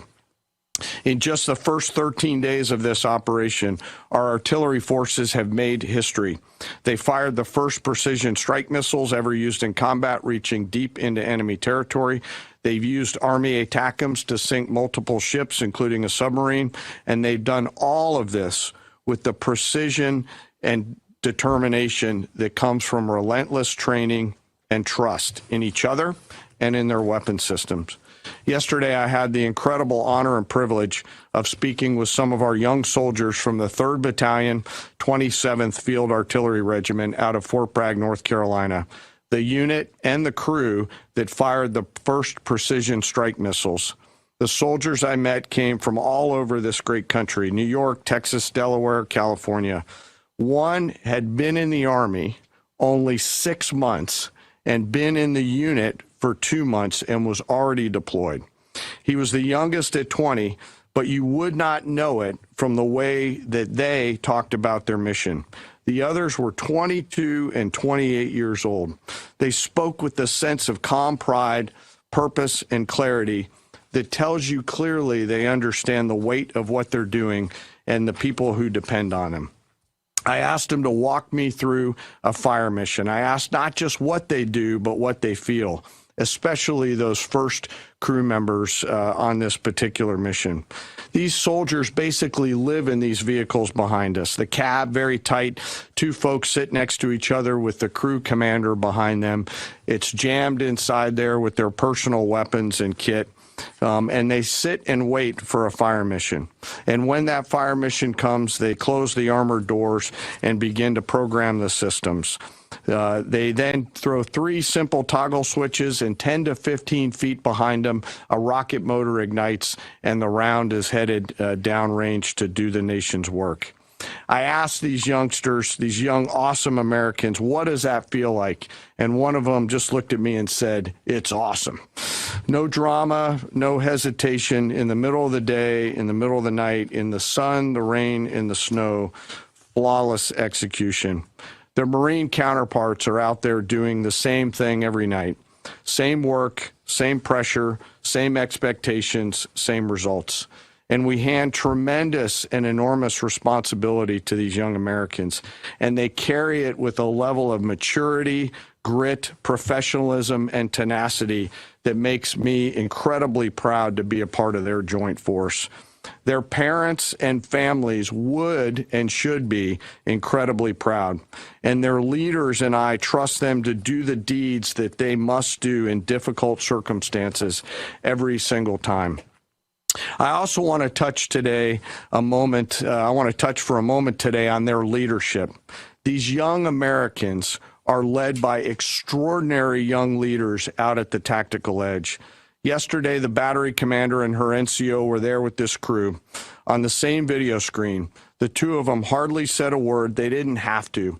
In their eyes, and in particular the commander's eyes, you could see the quiet trust and confidence she had in these soldiers and the rest of their battery. It came through loud and clear, and we appreciate their leadership. When I asked these soldiers yesterday, what is it that you need from the Secretary and I, they looked at each other, paused for a moment, and looked back at me and said, "More rounds, sir." It was awesome. So thank you to those soldiers and Marines out on the firing line supporting our mission, and thank you to their families. Our joint force will continue today to deliver dynamic fires against the enemy from the land, sea, and air. We remain deeply grateful for their service, and for the 3rd time today, I'll mention that today will be our busiest day. This mission remains complex, dangerous, and difficult, and every service member has a family waiting for them to return home. And I want to thank all of the families today who are supporting their deployed forces and those doing the work here in the States. On a personal note today, I also want to thank the Joint Staff and the team that I have the pleasure of working with, some of them right here in this room. They are working 24 hours a day to deliver the options that we must to the Secretary and to the President. Today, as I close, I ask that we remember our fallen and those participating in the recovery operations to bring home our lost KC-135 crew, that we keep those service members and their families in their thoughts and prayers. Those are very, very, very tough days when that knock comes on the door for people on both sides of the door. Again, thank you to our deployed, thank you to our fallen and to their families and to the Joint Force. And with that, I'll turn it back to you, sir. Mr. Chairman. Alexandra Ingersoll, One America News. Can you tell us a little bit more about the Strait of Hormuz and when it might be fully operational again? And how do we ensure our objective of denying Iran a nuclear weapon if they continue to align with our adversaries? So I'll take it and chime in, Mr. Chairman, if you'd like it all. I want to emphasize what the chairman said about that. The only thing prohibiting transit in the Straits right now is Iran shooting at shipping. It is open for transit should Iran not do that. Now, there's a reason why we chose as one of our primary objectives to destroy the Navy. We understood the ability to interdict shipping is something Iran has done for 40 years. It's key terrain. They've used it as leverage. The world is seeing what they'll do to fight back in that context. And so we've heard them talk about taking various measures, and we're planning for all of them. So we have a plan for every option here. We're working with our interagency partners, and that's not a strait we're going to allow to remain contested or with a lack of flow of commercial goods. So we're aware of that. We're laser focused on our military objectives, but also want to make sure our partners across this government understand we're working with you to make sure that energy flows. And that's an important part. And the second question was on the nuclear capability. As we've said from the beginning, their strategy shifted just from defense of their nuclear facilities to a conventional umbrella of so many missiles that no one would challenge their ability to the opportunity to defeat their nuclear capabilities. And it was growing by the day. So with Iran at its weakest moment, going at that ballistic missile capability creates an opportunity to ensure at any point in time that Iran give up their nuclear capabilities, or if need be, you prevent them from doing it, as the president has done once already with Operation Midnight Hammer, obliterating those capabilities. So the conventional side is a huge part at getting at denying nuclear capabilities, if you have anything you want to add. Appreciate the question. I'm not going to comment on what we may or may not be thinking about any options that the Joint Force could be tasked to do in the future, whether it's on the nuke matter or anything else. Thank you. But we have options. Of the mines that are in the Strait of Hormuz and our ability to, obliterate them? We retain a range of options to solve a whole variety of problems, and that is one set of options that we have, that we hold on to. So, absolutely. Thank you.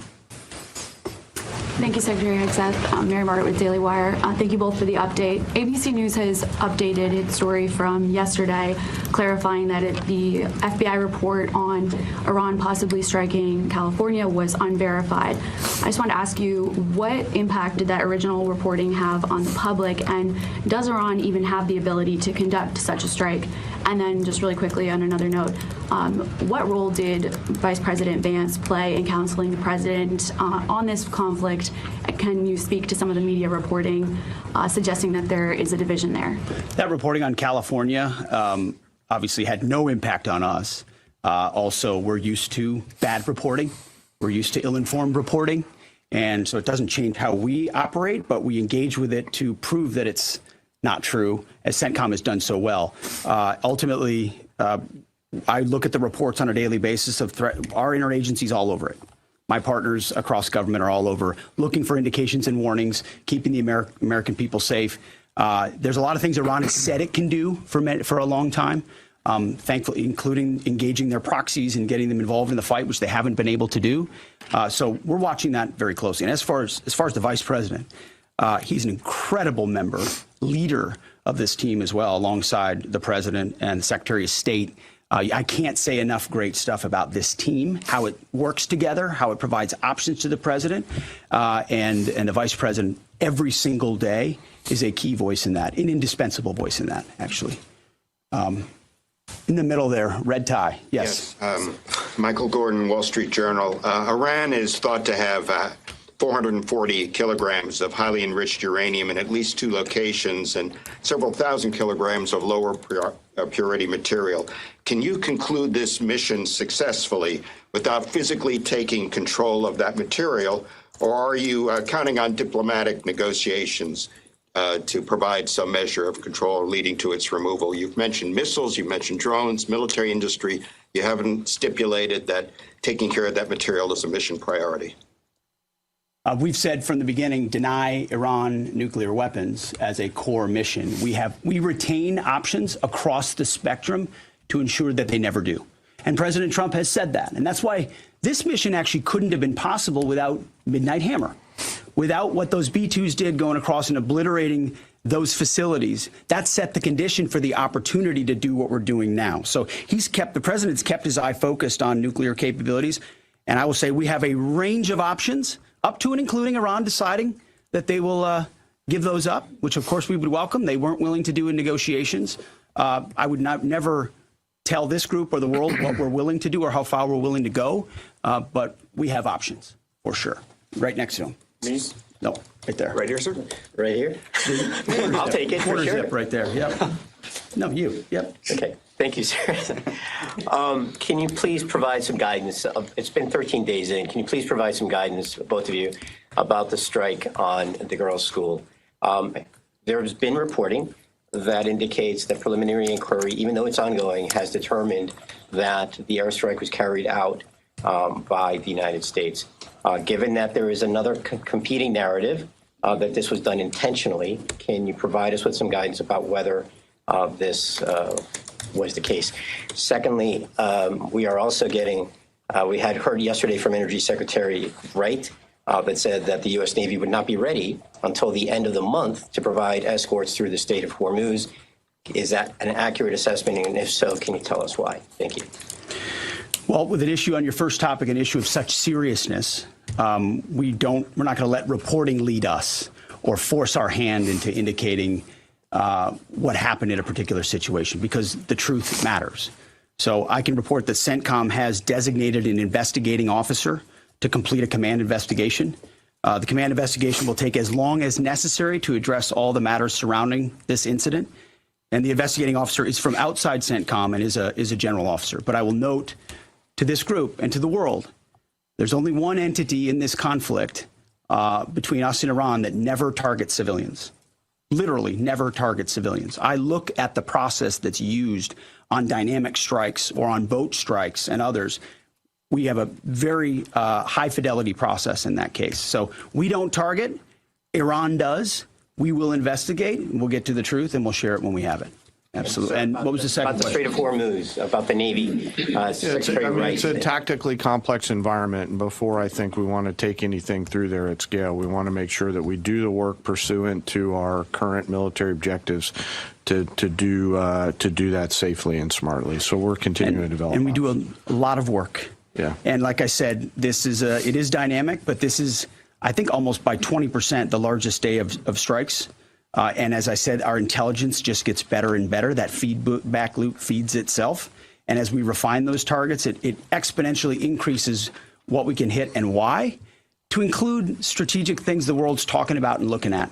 And it's our job to have a plan for it, which we do, to address it and ensure that the president has options. We've done that from the beginning in this department. He'll have options on that topic as well. Right here. Thank you. That strike, sir. An investigation is an investigation. That's what it is. It doesn't mean anything other than that. Yes. Ryan Morgan with the Epic Times. Regarding today's busy day of strikes, last week you guys discussed the progress of the air campaign to gain air superiority and to transition from these standoff weapons launched at range to more overhead strikes. Can you now say that these strikes today are going to rely entirely on stand-in over-the-top weapons, or are standoff range weapons still in play? It's a great question. I can say, based on the report I read this morning at 0600, only 1% of the munitions we're using today are standoff munitions. The rest are over-the-top, the types of which we have a plethora. which was our goal from the beginning. You use standoff, which are more exquisite. You transition to a much larger magazine depth, ensuring that you're preserving all the capabilities you have and your options across the force. Absolutely. Has Iran placed any mines since the war started? Is Iran placing new mines? We've heard them talk about it, just like you've reported recklessly and wildly about it. But we have no clear evidence. We have no clear evidence of that. Thank you, sir. Mr. Secretary, given everything the U.S. have accomplished in the last 24 hours, as of today, how do you define success in this military option? And has that definition changed from day one? And also regarding Iran government telling countries hosting U.S. American bases that they could face attacks, what is the Pentagon doing about that? First question is, what is the objective? How do you define success as of today? Yeah, I mean, we define success, again, 13 days in, by reaching the military objectives that we've laid out. Launchers, missile launchers, defense industrial base, their Navy, the ability to project power in the naval sense, leading toward denying them to get a nuclear weapon. And we've got internal metrics that look at that we represent to the president, who then can decide how long he'd like to continue in pursuit of those military objectives. So that hasn't changed. There's a lot of things a lot of people talk about, what they want us to do or what we should do or what we should stay focused on. And again, I've addressed this before, and I think it's worth saying again, mission creep or expansive missions or prolonged timelines or democracy building or nation building, you name it, has not been part of what President Trump wants us to be involved in. We're solving for something here, this particular mission set, but also recognizing this country's conditioned to previous leaders, whether it's George W. Bush or Barack Obama or Joe Biden, who had these expansive, nebulous mission sets that kept changing all the time. So the timeline kept moving, and we kept pouring more troops in and on the ground. And then pretty soon everyone wonders, like I did in Afghanistan in 2012, what's our mission here? I'm not clear what it is. We're taking the opposite approach here and saying we've defined these objectives. We're pursuing those objectives. The president has his hand on the throttle and will decide ultimately when they've been reached that serve the purposes of the United States of America, American interests first. Yeah, right here. Thank you, Secretary Hegseth. Polls show over 80% of Republicans support the president's military action in Iran, but there's some consternation in parts of the party, particularly from your fellow Fox News alum, Tucker Carlson. He called the war disgusting and evil, and then said of unconditional surrender, which the president has called for, means foreign troops get to rape your wives and daughters. Have you heard these comments, and what's your reaction to them? We're busy executing on behalf of great patriotic Americans with a clear mission that's 47 years overdue, and we're going to execute on that regardless of what people say about it. Yeah, right here. You have said that the U.S. military has essentially aerial superiority, naval superiority over Iran, yet we're not escorting ships through the Strait of Hormuz. Why? How did you not plan for this? We planned for it. We recognize it. Because ultimately we want to do it sequentially in a way that makes the most sense for what we want to achieve and ensure that we're sending the right signals to the world when we do so. So when Chris Wright speaks or we speak, it's based on a full assessment of what we're up against, what we want to say to the world, how that we want them to see and understand the conflict. It's like this whole idea of the war widening. That's what the press wants to make it look like it's widening and chaos is ensuing. No, we're actually closing in on grabbing hold of and controlling what objectives we want to achieve and how we want to achieve them. It's called shaping operations and setting the conditions. But when you shape the environment, you don't always tell. I mean, foolish political leaders and foolish military leaders of the past will hang an exact deadline on it. Or here's exactly when we'll do what we're going to do. Or here's how long it's going to take us. And then if you meet that, maybe you meet it. But if you don't, you fail. And if you're far beyond, we know exactly what we're shaping and why. We're sending those signals working across the interagency. The Strait of Hormuz is something we've paid attention to from the beginning. And the American people can rest assured we will ensure that our interests are advanced, no doubt. Yeah, right there, green jacket. Mike Bress with the Washington Examiner. How many American casualties have there been, and where were the American service members when they were injured? I mean, it's a bunch of return to duty. So we've had the large majority have gone in for some medical treatment and return to duty. We've had in Kuwait, Jordan, down across the southern flank a little bit, a variety of places, most from one-way attack strikes. But I want to clarify that. I think what we try to do here is clarify those numbers rather than saying KIA or WIA wounded. Be more clear about that because the overwhelming majority, almost 90%, thank God, are returned to duty. Minor injuries returned to duty, and so that number can look a certain way, and our job is to add some fidelity to it. Absolutely, right here. Thank you, Mr. Secretary. David Zia, Real America's Voice. Can you share what types of munitions have been used on the attacks on commercial shipping? Have any hit mines, and are USVs, unmanned surface vehicles, being used?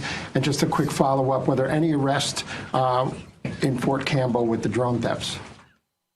I'm not familiar with the Fort Campbell thing. The strikes that Iran has taken on shipping up north in the vicinity of Kuwait have been, I believe, from surface-to-surface missiles up there. We've not seen any USV activity out of Iran that we've seen in the Gulf at this point. Nor have any ships hit mines or anything. There's like been no still flowing through. There's been no strikes that we. One more time, right here. Thank you so much, Heather Mullins, Lindell TV. My first question is: President Trump is set to meet with Xi Jinping in a couple weeks. How much support, if any, has China been given the Iranian regime? And then the second question, just. I know President Trump calling for an unconditional surrender from Iran. Given that the U.S. is working in partnership with Israel on this whole operation, is Iran expected to meet demands of both countries or just the U.S., and what are those demands? Well, we're proud to partner with the incredible capabilities the Israelis have, but our objectives are our objectives. And so when those are met, as we meet those, we'll set the tempo of when those are met. What was the first question? He's meeting with Xi Jinping in a couple the president weeks. has a historic relationship with President Xi. They look forward to having a dynamic conversation. Two powers. President Trump ultimately has established terms of that relationship which advance the United States of America, and that meeting will continue to ensure we advance that. That's all I've got. Thank you very much. Appreciate it.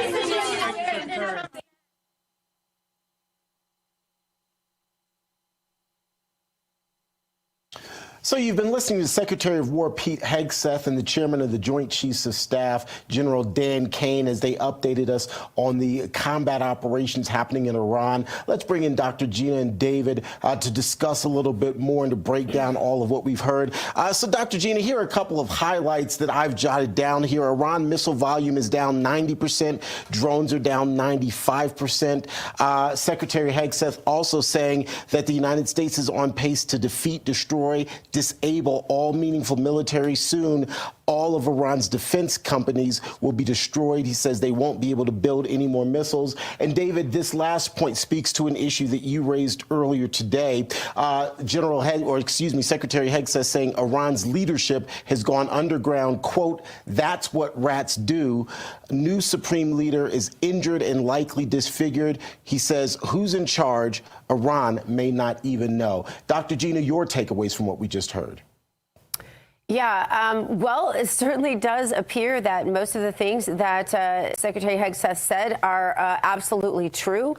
We haven't seen hide nor hair of the supposed leader of Iran. There's no good reason for that. Surely he would want to dispel all the myths about the rumors of his death and disfigurement and all the rest. So that doesn't make a lot of sense. So I think it's he's astute to point to that and to spell it out for the media. Certainly, the media has not reported a lot of the things that Secretary Hegseth did point to today. And certainly, it would seem like it would be hard for Iran to recover if indeed they are as crippled as was reported this morning in this briefing, David Brody.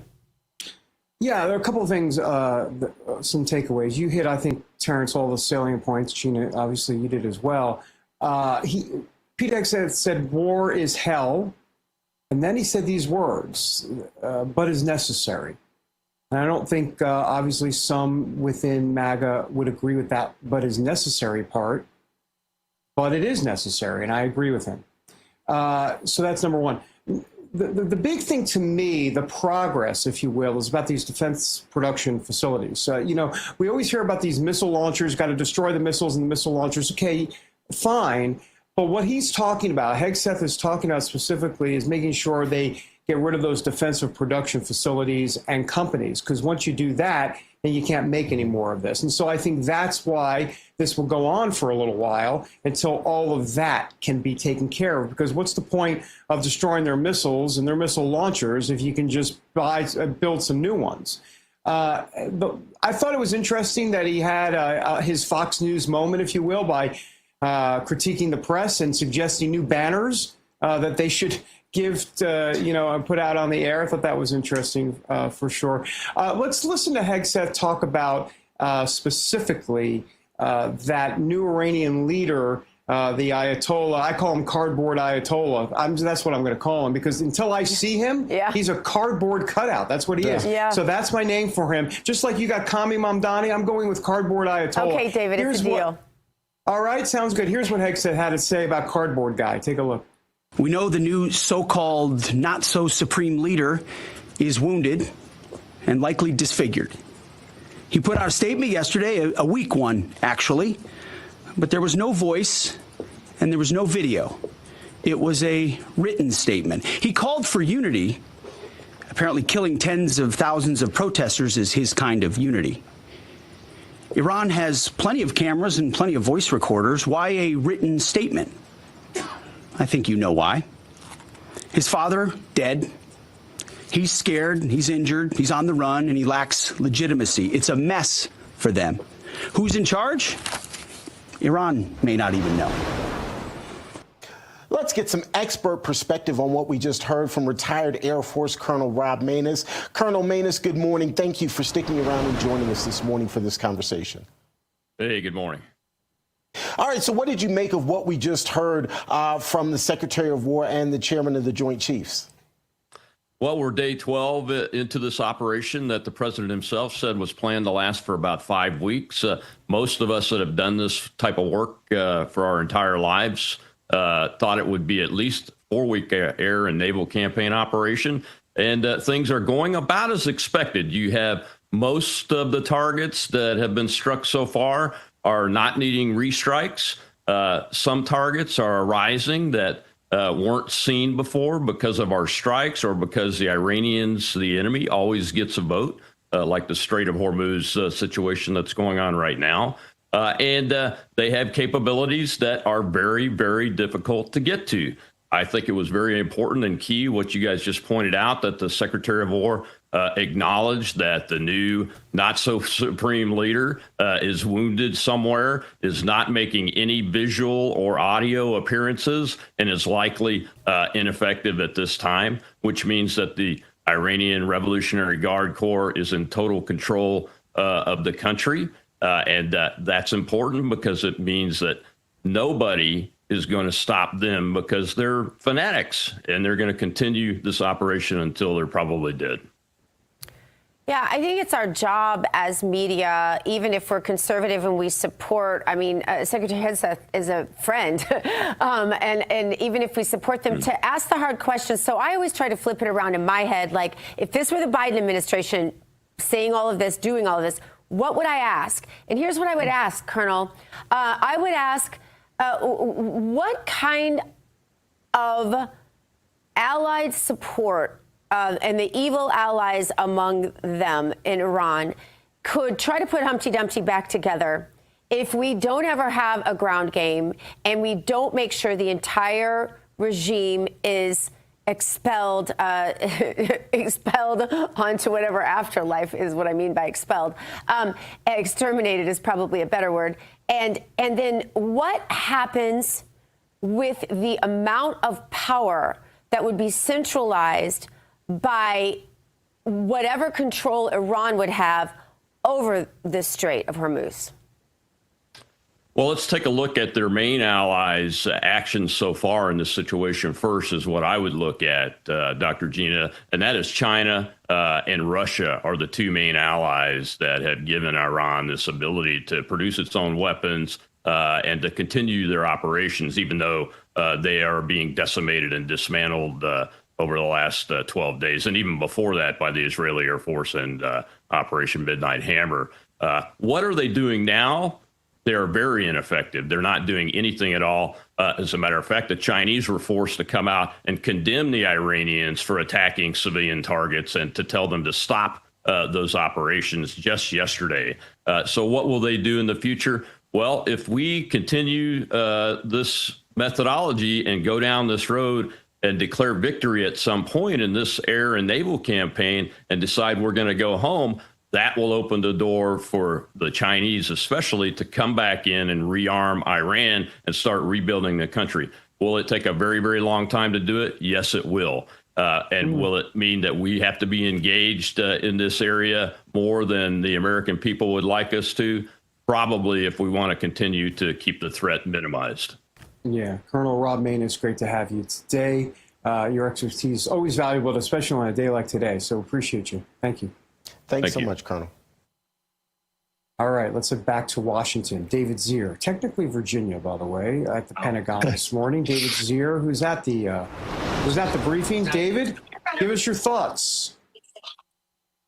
He spent a long time with us, Sec War Hegseth, today, along with the Joint Chiefs Chairman, General Dan Kane, and went into a little bit more detail today about 90% of the ballistic missile program down, 95% of the drone strikes down. I got to ask him a couple of questions, one relating to the New York Post story that came out with emerging video of underground storage for missiles and USVs on manned surface vehicles, which would be a concern, but we don't know if the video was propaganda and if they've been taken out. So I asked him what was the impact on commercial shipping lanes and have any ships hit mines and have the USVs been encountered at all. And he said no, that all of the attacks so far have been surface-to-surface missiles. They didn't have comment on the Fort Campbell theft of drones. Fort Campbell, Kentucky, I believe the suspects have been identified and released, but I don't know if there were any arrests. And supposedly these drones only had camera-only operations. But this war had a really busy day yesterday with more strikes in Haifa, northern Israel taking out an important bridge that Hezbollah uses in Lebanon. Also, the UK pledged more involvement in the Straits of Hormuz as well, I believe yesterday or the day before. But there's been this KC-135 lost, the Stratotanker, the backbone of our mid-air refueling fleet, incredible plane. I've been refueled by one before on a trip I took. Just amazing operations. And, you know, there's 2 planes involved or more at a time in formation usually, and the chances for a collision or impact is really great. These guys are really skilled. So we don't know what went wrong. They said it was not friendly fire. It was not hostile fire as well.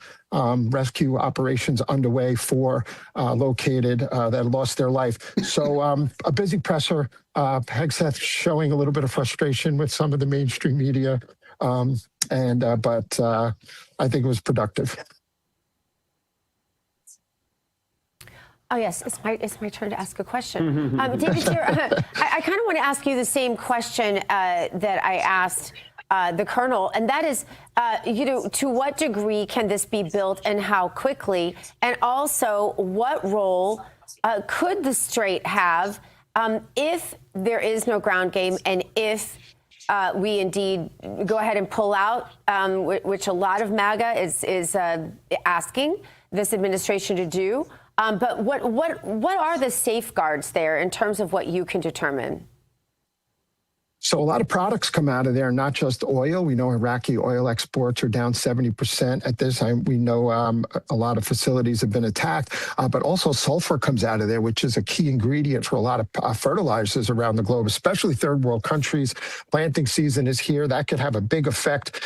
So those shipping lanes have to be reopened, but he won't commit to a timeline to do that because, they don't want to get in that trap. And Secretary Chris Wright and Secretary Scott Bennett as it indicated, maybe within a couple of weeks, we'll be doing that. But these shipping lanes are only about 2 miles wide, and it's about 20 miles across. But you got to remember the Iranian border along the Persian Gulf and the Straits of Hormuz, it's hundreds and hundreds of miles dotted with bases, and they've been focusing on taking them out.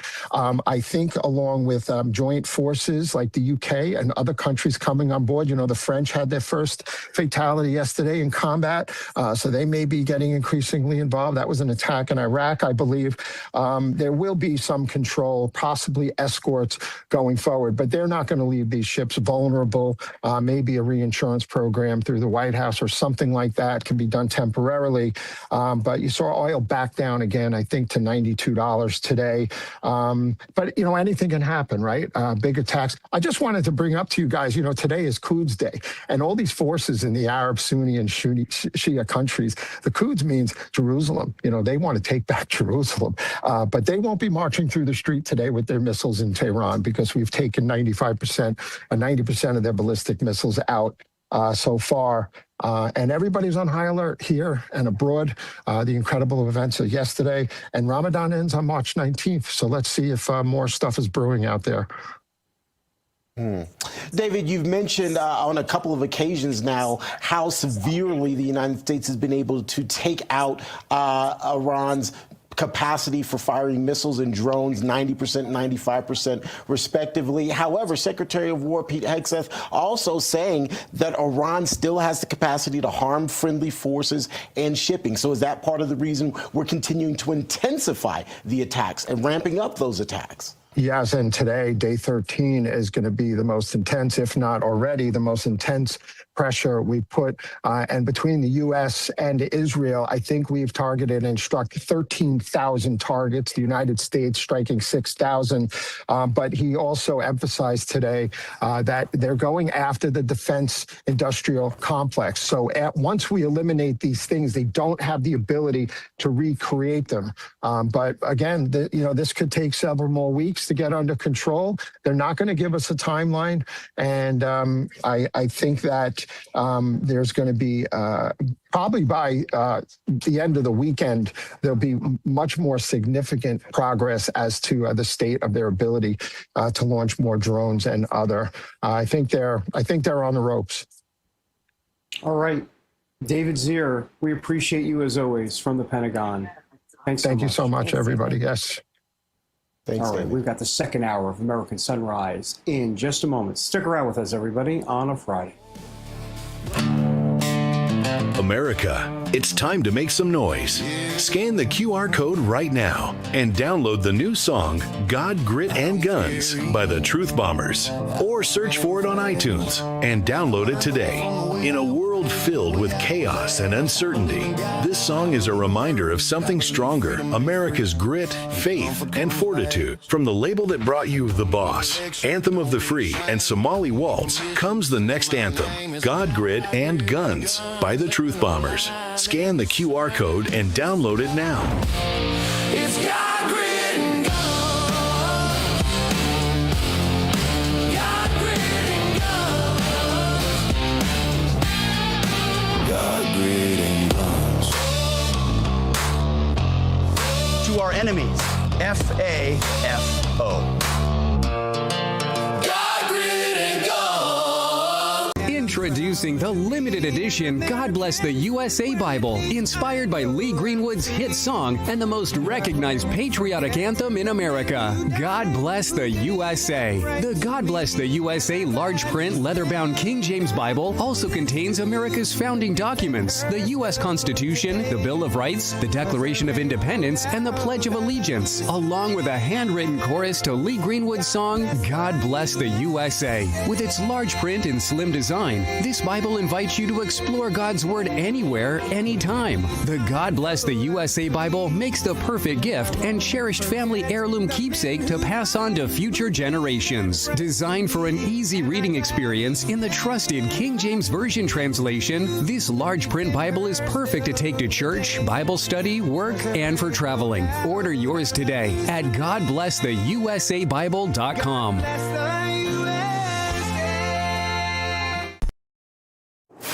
When it's breaking, we're moving. Breaking news. Breaking news. News doesn't sleep. At Real America's Voice, we don't get to crash or lose focus. That's why we drink Soldier Fuel and take Go Pills to stay ahead of the chaos, because we do this for you. Go Pills and Soldier Fuel, locked in. Go Pills are packed with neurotransmitter support. Soldier Fuel has no sugar, so no crash. Now that's a game changer. Mic on, lights up. Soldier Fuel keeps me dialed right in. Both are used by the U.S. military every day. Built by Patriots for Patriots. And they're now available to you. This is huge. Scan the QR codes below and order your supply today. Hear that pop? So good. Go to buysoldierfuel.com or search on Amazon. This is performance fuel. Clean energy, sharp mind. That's how we do it at RAV. Visit buygopills.com and get 15% off automatically. Go Pills and Soldier Fuel. Let's go. Real America's Voice is growing, and now it's all in one place. Introducing the new and improved RAV app, built for access, community, and choice, not paywalls. Here's the key. RAV is still free to watch. No sign-in, no membership required. Your favorite live streams, breaking coverage, and video on demand are all right there. Free, just like always. For the War Room Posse, we have to be a force multiplier on this. We have to stick the landing. In the White House, in the Oval Office, you're crushing it, my friend. And if you want more, the members section is your backstage pass. Get exclusive behind-the-scenes photos and videos, insider moments from the studio and the field, and early access to new content before it goes public. Members can also unlock special experiences like virtual meet and greets, member-only auctions, and select event access. Plus, commercial-free viewing of certain shows inside the app. It's not just an app, it's a community. Download the RAV app today. Find it in the App Store and Google Play. Coming up on this second hour of American Sunrise, a recap of the Pentagon press briefing that just wrapped up moments ago. If you happen to miss it, we'll let you hear exactly what Secretary of War Pete Hegseth had to say. Plus, a shocking attack at a Michigan synagogue after a man rammed his vehicle into a building where 140 kids were. This morning, authorities are saying they've identified him. We'll have the very latest for you straight ahead. Also ahead, the runoff Republican primary between Senator John Cornyn and challenger Ken Paxton in Texas is heating up, with Senator Cornyn now facing scrutiny over his newly rolled out Faith Council. We'll have the details. And later, Iran is intensifying its attempt to choke out the Strait of Hormuz, and the oil markets are responding. Many Americans are already feeling the pinch at the pump. We'll talk about what you can expect as combat operations in Iran continue. Those stories and so much more right now on the second hour of American Sunrise. Good morning, America. Welcome to American Sunrise. Whether it's culture, we have breaking news to share with you. Politics. President Trump is joining us live now from Florida. We've got you covered. This is what it looks like to be a patriot. We have to protect the American family. The American dream is still alive. I'm David Brody. I'm Terrance. And I'm Dr. Gina.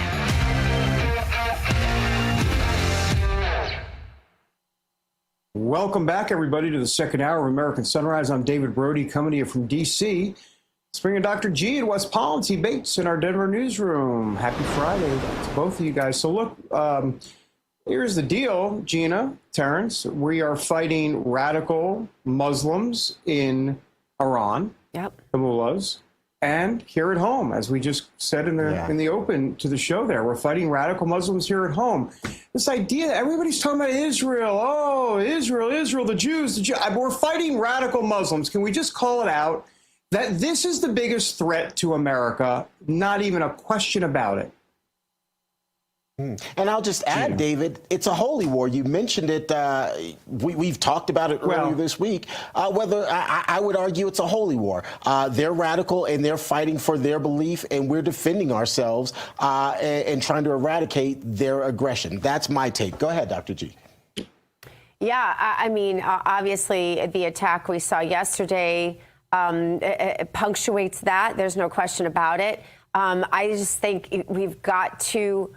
I don't know. It's like the two sides that are in this are so dug in on this, and I'm speaking directly about the divide in our nation right now, not the war specifically, but it all ties together, David, as you said, and it's like the two sides are just, I feel like tone deaf to the other side, and they lose me. Both sides lose me at a certain point.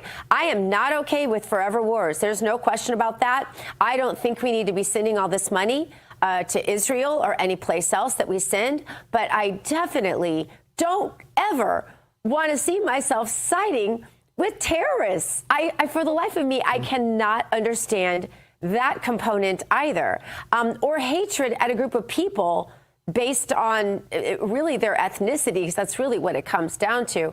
And so, and not to mention, my grandmother was Jewish, and so I as a Christian, I just think we need Jesus. I mean, I hate to sound trite, and I'm not trying to be, I'm not an evangelical, David. I'm a Calvinist.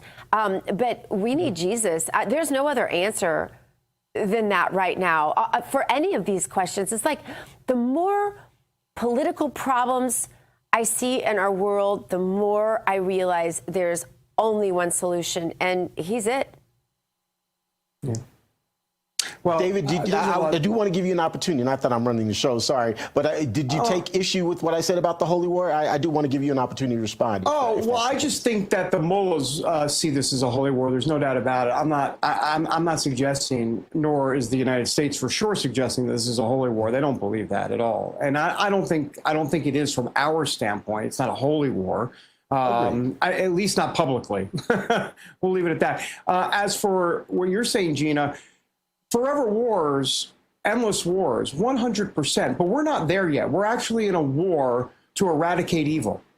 And so let's have that forever war discussion, but let's wait to see where we are in May, June, July, and where we're going. I understand that, David. But America has been sold a lot of bills of goods, and our young men and women have died because this was not going to be a forever war. How many times? Because it was the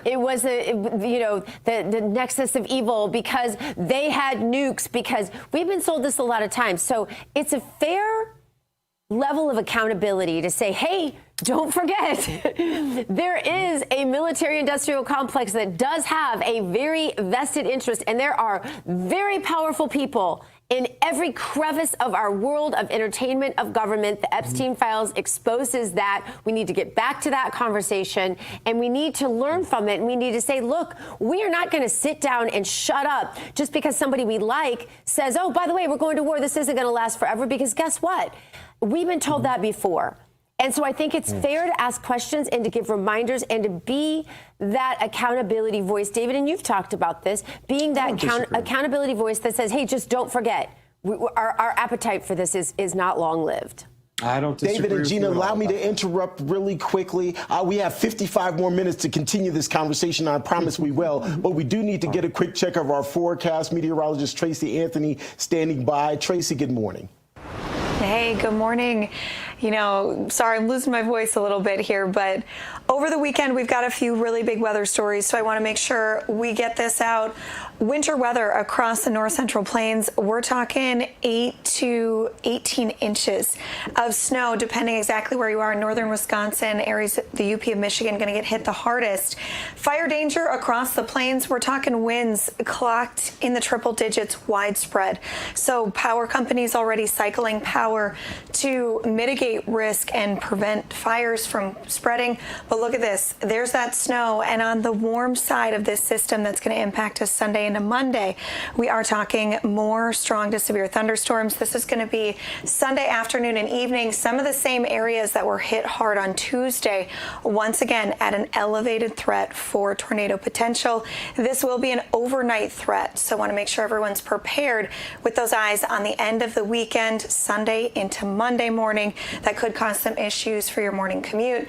And then, Terrance, we were talking about it yesterday, but record heat out west, that is going to also linger into next week. Areas like LA could be hitting the triple digits by Monday and Tuesday.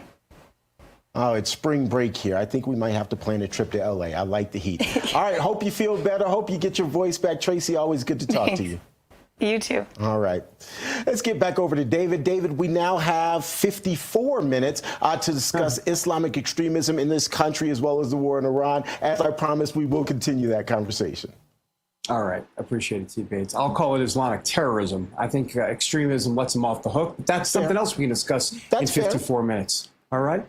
All right. Authorities say they've identified the suspect in a violent attack on a Jewish synagogue in Michigan. Law enforcement sources say 41-year-old Aman Mohammed Ghazali, a Lebanese-born American citizen, allegedly rammed a vehicle into Temple, Israel in West Bloomfield before exiting with a rifle. Armed security returned fire. They killed him.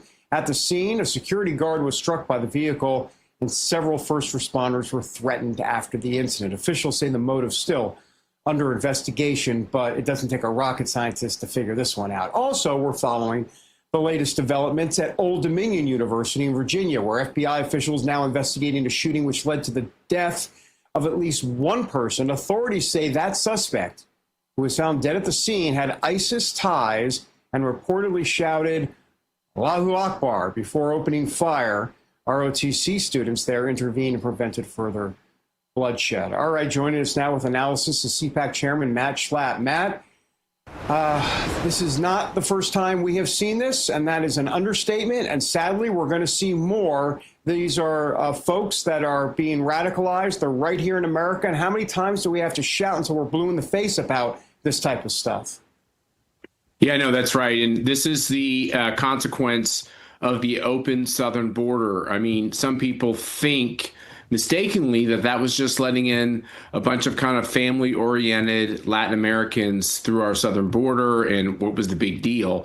And of course, that was not at all what the policy did. The policy allowed very radical people from 150 countries to come into our country, and whether or not these are coordinated attacks or not, these are radicalized American-hating people, some of whom who are here illegally, some of whom have been able to regularize their status and are here legally. This person who shot up, attempted to have this mass murder event at the university, my understanding, he was convicted previously. So, you look at this and you say, my God, once again, convicted and let go under the Biden administration. They have made us all very dangerous. And if I could just say one thing with your debate that you're having this morning, that we have to open up our eyes to three things. We are at war, whether we call it that or not. There are three entities at war with us. Let's say it that way. Radical Islam, jihad, is at war with America. Death to the great Satan, America.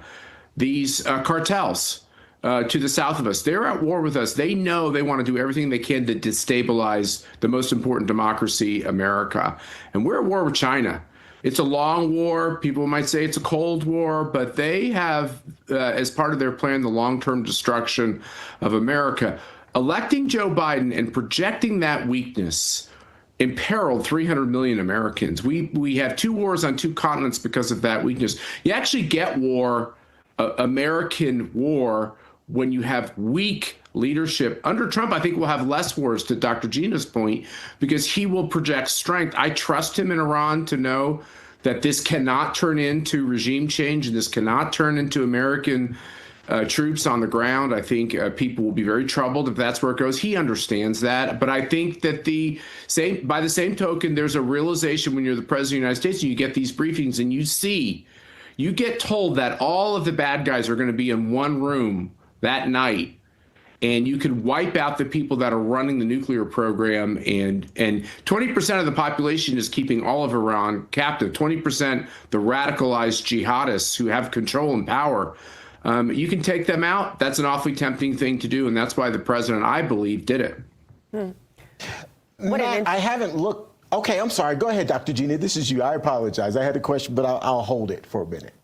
So what an interesting analysis. I thought, 20% really of the world's most powerful people seem to be running a lot of things. Hollywood, parts of government, certainly all of our sex slavery, which is at an all-time world high. And as a result, Matt, the base has woken up. CPAC's people have woken up. And it has caused great division because I think we're rethinking everything we thought we knew was true.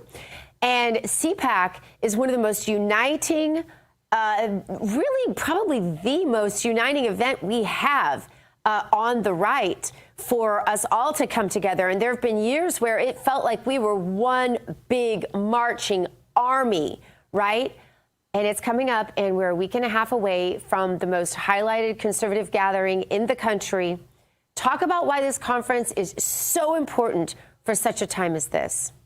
Well, the theme is actions, not words. And I think what we have seen is Trump do this amazing thing, get off the campus in Pennsylvania, stand up, survive a couple of assassination attempts, stand up against lawfare, blood on his uniform, and not stopping. And then you have a bunch of people around him that have become very famous and powerful and wealthy. And, they're all kind of barking and bitching at each other. And my feeling at this moment is they should do what they want. I'm not criticizing their path on their careers, but in the end, this coalition that CPAC had a lot to do with stitching together. Think about Maha and we were the first group to invite Bobby Kennedy. While he was running as a Democrat for president against Trump, we invited him and said, we actually think you're more closer to us than the other side. We did the same thing with Tulsi Gabbard.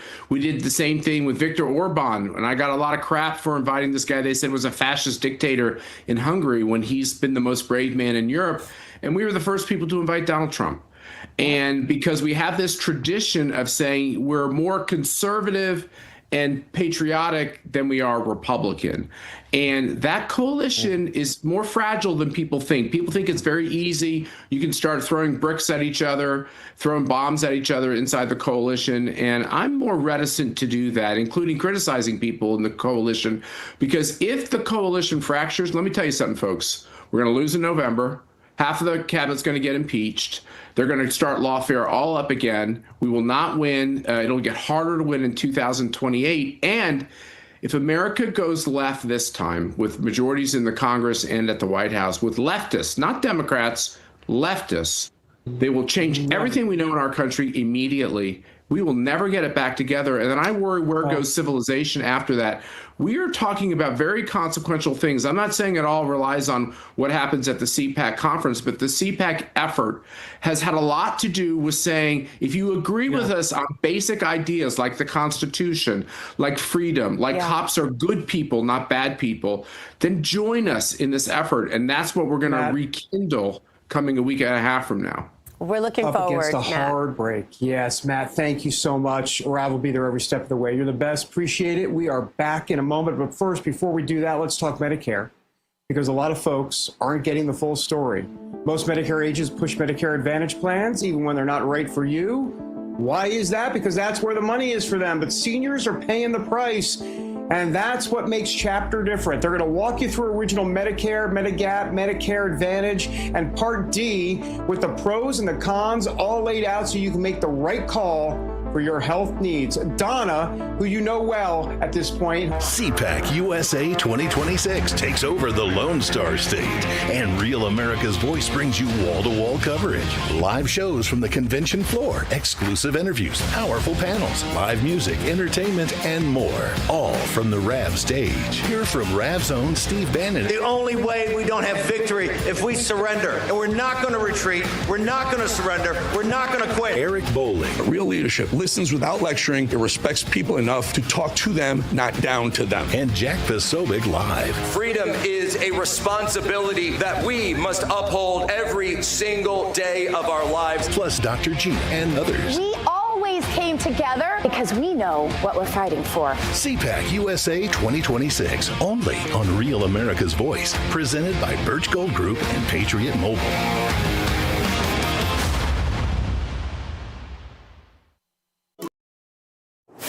When it's breaking, we're moving. Breaking news. Breaking news. News doesn't sleep. At Real America's Voice, we don't get to crash or lose focus. That's why we drink Soldier Fuel and take Go Pills to stay ahead of the chaos, because we do this for you. Go Pills and Soldier Fuel, locked in. Go Pills are packed with neurotransmitter support. Soldier Fuel has no sugar, so no crash. Now that's a game changer. Mic on, lights up. Soldier Fuel keeps me dialed right in. Both are used by the U.S. military every day. Built by Patriots for Patriots. And they're now available to you. This is huge. Scan the QR codes below and order your supply today. Hear that pop? So good. Go to buysoldierfuel.com or search on Amazon. This is Performance Fuel. Clean energy, sharp mind. That's how we do it at RAV. Visit buygopills.com and get 15% off automatically. Go Pills and Soldier Fuel. Let's go.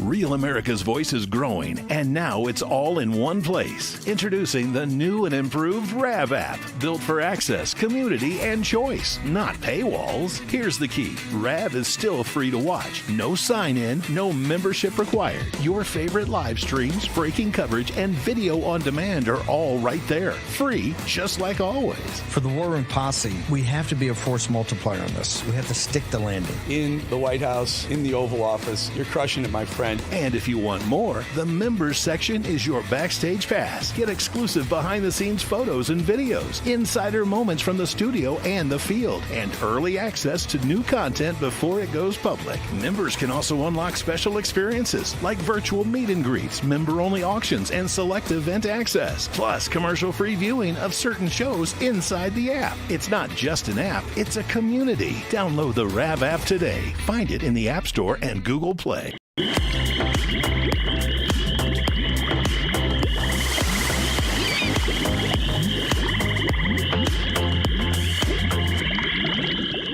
Welcome back, everybody, to American Sunrise. Time now to drain the swamp. This morning, we're flushing out George Soros and his influence on our politics. Here's the deal. Senator John Cornyn is promoting a new faith advisory council made up of prominent Texas pastors. However, some of those pastors have signed on to immigration reform principles that support a path to legal status for illegal immigrants. Critics say the group they're associated with has ties to organizations funded by Soros, that's George and Alex, and has previously lobbied for amnesty policies in Washington. So the issue is now becoming part of the runoff battle between Cornyn and Texas Attorney General Ken Paxton, as both Republicans compete for support from conservative voters ahead of the primary showdown. What do you think about all of this? Let us know on Rumble, Getter, hop on, then hop off, then hop back on, and let your voice be heard. All right, coming up, we're headed down to Wall Street with the opening bell and insight into how to hold on to your hard-earned dollars with some common sense. Back in 2 minutes.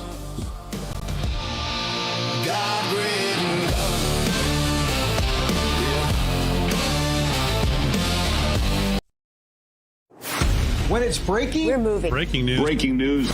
News doesn't sleep. At Real America's Voice, we don't get to crash or lose focus. That's why we drink Soldier Fuel and take Go Pills to stay ahead of the chaos, because we do this for you. Go Pills and Soldier Fuel, locked in. Go Pills are packed with neurotransmitter support. Soldier Fuel has no sugar, so no crash. Now that's a game changer. Mic on, lights up. Soldier Fuel keeps me dialed right in. Both are used by the U.S. military every day. Built by Patriots for Patriots. And they're now available to you. This is huge. Scan the QR codes below and order your supply today.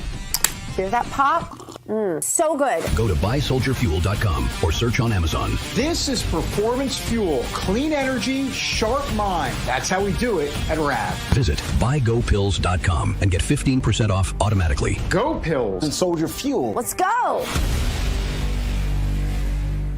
Real America's Voice is growing, and now it's all in one place. Introducing the new and improved RAV app, built for access, community, and choice, not paywalls. Here's the key. RAV is still free to watch. No sign-in, no membership required. Your favorite live streams, breaking coverage, and video on demand are all right there. Free, just like always. For the War Room Posse, we have to be a force multiplier on this. We have to stick the landing. In the White House, in the Oval Office, you're crushing it, my friend. event. And if you want more, the members section is your backstage pass. Get exclusive behind-the-scenes photos and videos, insider moments from the studio and the field, and early access to new content before it goes public. Members can also unlock special experiences like virtual meet and greets, member-only auctions, and select event access, plus commercial-free viewing of certain shows inside the app. It's not just an app, it's a community. Download the RAV app today. Find it in the App Store and Google Play. America, it's time to make some noise. Scan the QR code right now and download the new song God, Grit, and Guns by the Truth Bombers. Or search for it on iTunes and download it today. In a world filled with chaos and uncertainty, this song is a reminder of something stronger, America's grit, faith, and fortitude. From the label that brought you The Boss, Anthem of the Free, and Somali Waltz comes the next anthem, God, Grit, and Guns by the Truth Bombers. Scan the QR code and download it now. It's God, grit, and guns. God, grit, and guns. God, grit, and guns. To our enemies, FAFO. God, grit, and guns. I love that last part, FAFO. I just like that term as well. Welcome back, everyone. We're getting you ready for the opening bell at the New York Stock Exchange. It's set to ring here in about 7 minutes. Here's a quick look at pre-market trading. As you can see, the top of our board in the major indices, the Dow, S&P 500, and the NASDAQ, looking pretty good right now. The bottom half, not so good. We'll, of course, update you throughout the morning, and we'll take you to New York for the opening bell in just a few minutes. Right now, though, let's get you over to David. David, good morning. Good morning. What does FAFO stand for? Can you spell it out? Oh, never mind. No, don't do that. Okay, I think I know. I was just playing with you. Fine. No. We don't have no delay here. Come on, you know you can't tempt me, David. You know I've got no filter. You can't tempt me with something like that. Yeah, and plus it's a Friday, so we are all wound up. That's true. Sure. That's true.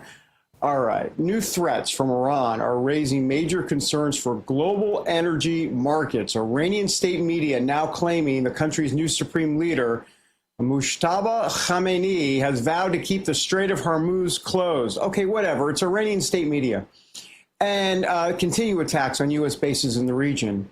As the war with the United States and Israel enters its 13th day, the Strait of Hormuz, of course, is one of the most critical energy checkpoints and choke points, both in the entire world. About 1/5 of the world's oil supply passes through that narrow waterway every day. Any prolonged shutdown could send global oil prices surging, impacting everything from gas prices, but also to global shipping and the broader economy. So with that in mind, let's get some analysis with Geltrude and company founder Dan Geltrude, who is with us.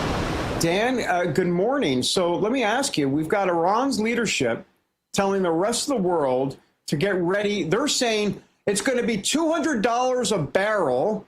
How serious is this threat to the Strait of Hormuz? What would it mean for global oil prices if Iran actually managed to keep those shipping lanes closed? Good morning to you. Good morning. So we should not take these threats lightly because just what you said, 20% of the world's oil production goes through the Strait of Hormuz. So it is critically important that that waterway stays open and oil can flow freely. Now, this is not just an American problem.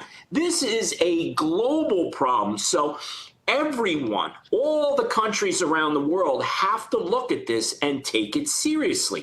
Now, Iran is trying to inflict as much disruption as they possibly can. Why? They cannot win this war. So it's just a matter of time as to when it's over. And we don't know how long it'll take. But what we do know, in this interim period, there is a lot of economic chaos that can be caused. Most notably, when the price of energy goes up, the price of everything goes up. So we could very well be looking at some significant inflation down the road here. All right. So when you say everything, let's drill down on everything exactly. Like, for example, I'm thinking about booking a flight to said city sometime in end of May. Yeah, maybe I want to wait on that. I don't know what to do because airline, flight prices, I'm assuming, are going to go up because of jet fuel and all that. I mean, am I right to think that? Like, what do I do? What if people are booking flights and going, you know what, now what do I do? Yeah, well, yes, that is certainly a challenge because prices are going to go up. So if you're going to book a flight, you may want to book it today as opposed to tomorrow or next week. Now, of course, certain people have to travel for whatever the reason may be. Yeah. And yes, they're going to get hit with higher prices. And I also want to go back to another threat that Iran has made, which we can't ignore. They are threatening tech infrastructure. Now, what I'm going to say to you and all the viewers out there is that tech infrastructure are the new oil fields when it comes to war. Why? Because economies are running on data centers, not just energy, but data centers. Everything flows through the internet now. So if there's disruption in the tech area, that's another area that can produce some economic problems for the globe. Oh, wonderful. Thanks a lot, Dan. Really appreciate that. A bit of good news. No, I know. Don't shoot the messenger, right? Hey, let me ask you this. What have we seen? So oil prices have been what at this point? As high as what? 120? Has it been higher than that? And do you expect it to, I mean, the Iranians, who cares what they say, in a way, they're saying $200 a barrel. But what's realistic? I mean, how high could this go? Do you have any predictions? And I say predictions, I know it's hard to predict, but I mean, what are we talking about here? I mean, what's realistic in terms of a barrel of oil? Well, war is so unpredictable, so I have to qualify any statement with that. But if you asked me, what's your best guess on how high this could get? Could it hit 200? Yes, it could. I would probably cap it at 150 per barrel. But look, eventually Iran is going to be defeated. The threat is going to be taken down. So I'm going to give you some good news. And when that happens, things will return to normal. Oil prices per barrel will come down. We will see that at the pumps. And then also, we're going to see that on Wall Street. We're going to see the return, and we're seeing some of that already this morning. We're going to see the return of value on Wall Street. So if you want some good news out there in terms of what to do, now may be a good time to buy some really good stocks at a discount. Good to know. Thanks for giving me some good news. I got the sedative jar here. I was ready to dip in. Dan, we really appreciate your time. Appreciate you as always. Thank you, David. All right. The opening bell sponsored by ABAC. Here we go. The Association of Mature American Citizens is the conservative voice for Americans 50 and older. AMAC is fighting for the values that you hold dear. Join today. Together, we can write the course of America. Welcome back, everyone. We're getting you ready for the opening bell at the New York Stock Exchange. You hear the applause there at the podium. Service now is there. The opening bell now ringing, which means the markets are officially open, and we're getting a better idea of what this final day of trading of the week is going to look like. Look at this, folks. Looks like top to bottom, all red. The Dow, S&P 500, as well as the NASDAQ are down. Crude oil, gold, all of that also in the red at the moment. Hopefully all of this turns around, though, particularly if you're one of those people who's going to be investing. In the meantime, still to come here on American Sunrise, water systems are failing in households across the country, posing significant health and financial risks for Americans. After the break, we'll show you how many are overcoming that issue with a revolutionary system. You definitely want to tune in for that. When it's breaking, we're moving. Breaking news. Breaking news. News doesn't sleep. At Real America's Voice, we don't get to crash or lose focus. That's why we drink Soldier Fuel to stay ahead of the chaos, because we do this for you. So good. Soldier Fuel has no sugar, so no crash. Now that's a game changer. I'm fueled up now. Woo! Used by the U.S. military every day. Now available to you. This is huge. Built by Patriots for Patriots. Now it's time for you to do the Soldier Fuel Challenge. Order Soldier Fuel, film yourself cracking one open, and taking the Soldier Fuel Challenge. Upload your video at soldierfuel.com/challenge, and you'll be entered to win a free shipment of Soldier Fuel. That's what I'm talking about. Your video could also be featured on air. Just scan the QR code on your screen or go to soldierfuel.com/challenge to enter. Drink with the RAV Hosts drink, Soldier Fuel. Let's go. The world doesn't slow down because you're tired. And weakness gets exposed. That's why the best take Go Pills. Born for military performance, built for high-pressure days when your brain has to move faster than the chaos. This is neurotransmitter support, helping your mind fire clean signals so you can process data fast, decide fast, and stay locked in when it matters. Packed with clinically supported ingredients designed to boost cognitive performance so you stay sharp under pressure. The most badass military in the world uses this kind of energy every day. Now you can too. From training to eliminate America's enemies to smoke-checking terrorists, Go Pills keep the mission fueled. Real world tested by high-level tactical communities. Now available to you. Greenlight the beast inside. Pop a Go Pill. Scan the QR code or go to buygopills.com and receive 15% off your entire order.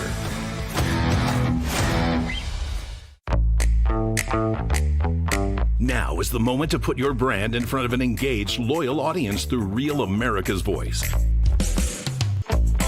When you advertise on Real America's Voice, you're not just running an ad, you're partnering with trusted voices like Steve Bannon, Charlie Kirk, and other influential hosts. Backed by millions of monthly listeners. What's happening? Because of a Real Voice, man. I watch it all the time. Real America's Voice rocks.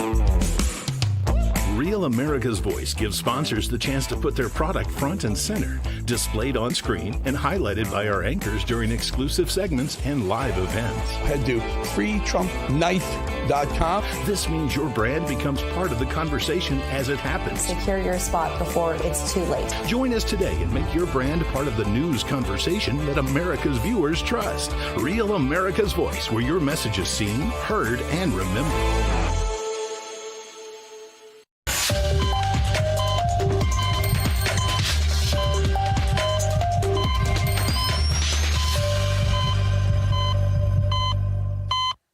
Welcome back to American Sunrise. Across America, many households facing a quiet crisis they might not even be aware of. Water systems that are aging, contaminated, hard water systems, chemicals, all the rest of it simply failing us. Even your own shower may be aging your skin or putting contaminants in your body. Research shows that hard, unfiltered water can worsen chronic skin conditions like eczema, psoriasis. Here to weigh in on this very concerning issue is home improvement expert Skip Biddell. We have watched him for years helping families on the hit TV show Catch a Contractor. He's also appeared on some of the nation's biggest news shows as an expert contributor on how Americans can improve their homes, keep themselves healthy, keep their families healthy, keep their water safe. It's foundational. It's fundamental. And people don't even realize, people think, here's the misnomer. People think that if you are drinking bottled water, you're keeping these safe, but you're not, because even bottled water has PFAS, the plastics in these forever chemicals in your bottled water. Plus, we know now, Skip, I'm putting nicotine patches on my arm because that prevents dementia or Alzheimer's, and I'm putting all sorts of lotions that have things that tell us what we're missing and why this system is so really important. Yeah, thanks so much for having me, Dr. Gina. You are absolutely right, because the skin is the largest organ on the human body, as you know, and it absorbs everything like a sponge. So when we hear about all these contaminants in the water, the lead, the mercury, the arsenic, and now these crazy PFAS, PFAs, or the forever chemicals, they're showing up in every state across the nation, coast to coast. Now they're even showing up in America's blood results. So these are confirmed cause cancer, very dangerous. And you're right, most people are under the impression that if I only drink bottled water or I filter the water in my home, like I have at one of my refrigerator or under the sink, that I'm good. But what they're missing, and the false sense of security here, is that they don't understand that we take in much more of those contaminants and chemicals through our skin than we ever could by drinking it. When you shower or bathe, a typical shower, let's say 10 minutes, your body can absorb up to 6 ounces of those contaminants, just like your nicotine patches. The reason why is because our skin is so, transmittive. It absorbs all of that. It goes directly into your bloodstream, as you know, bypasses the digestive tract, and they're highly concentrated when it's in that form, vaporized. Now we're also breathing in those vapors going into our lungs and directly into our bloodstream. So now that we're finding these PFAS and all these chemicals, test results are showing cancer levels and so many different illnesses are going through the roof over the last number of years. 1 in 3 people right now estimated to have cancer in this decade. We're doing something wrong, despite all the filters, despite all the things we're doing. So this one's different, though. Tell us. It is, because what this is going to do is going to filter every drop of water to every faucet in your home, not just the water that you drink. So we're going to eliminate those problems where you're taking in the chemicals through your skin and through the inhalation when you're showering, bathing, even washing your hands, brushing your teeth. We use water for everything. We take it for granted, but it doesn't matter where you live or what you do or what you drive. Everybody has to use water all the time, right? So we're exposed to these chemicals and we're missing the boat. We're not protecting. So this filtration system, this is a great system. After doing so much research, being a home improvement contractor for 25 years, I've installed every kind of system you can imagine.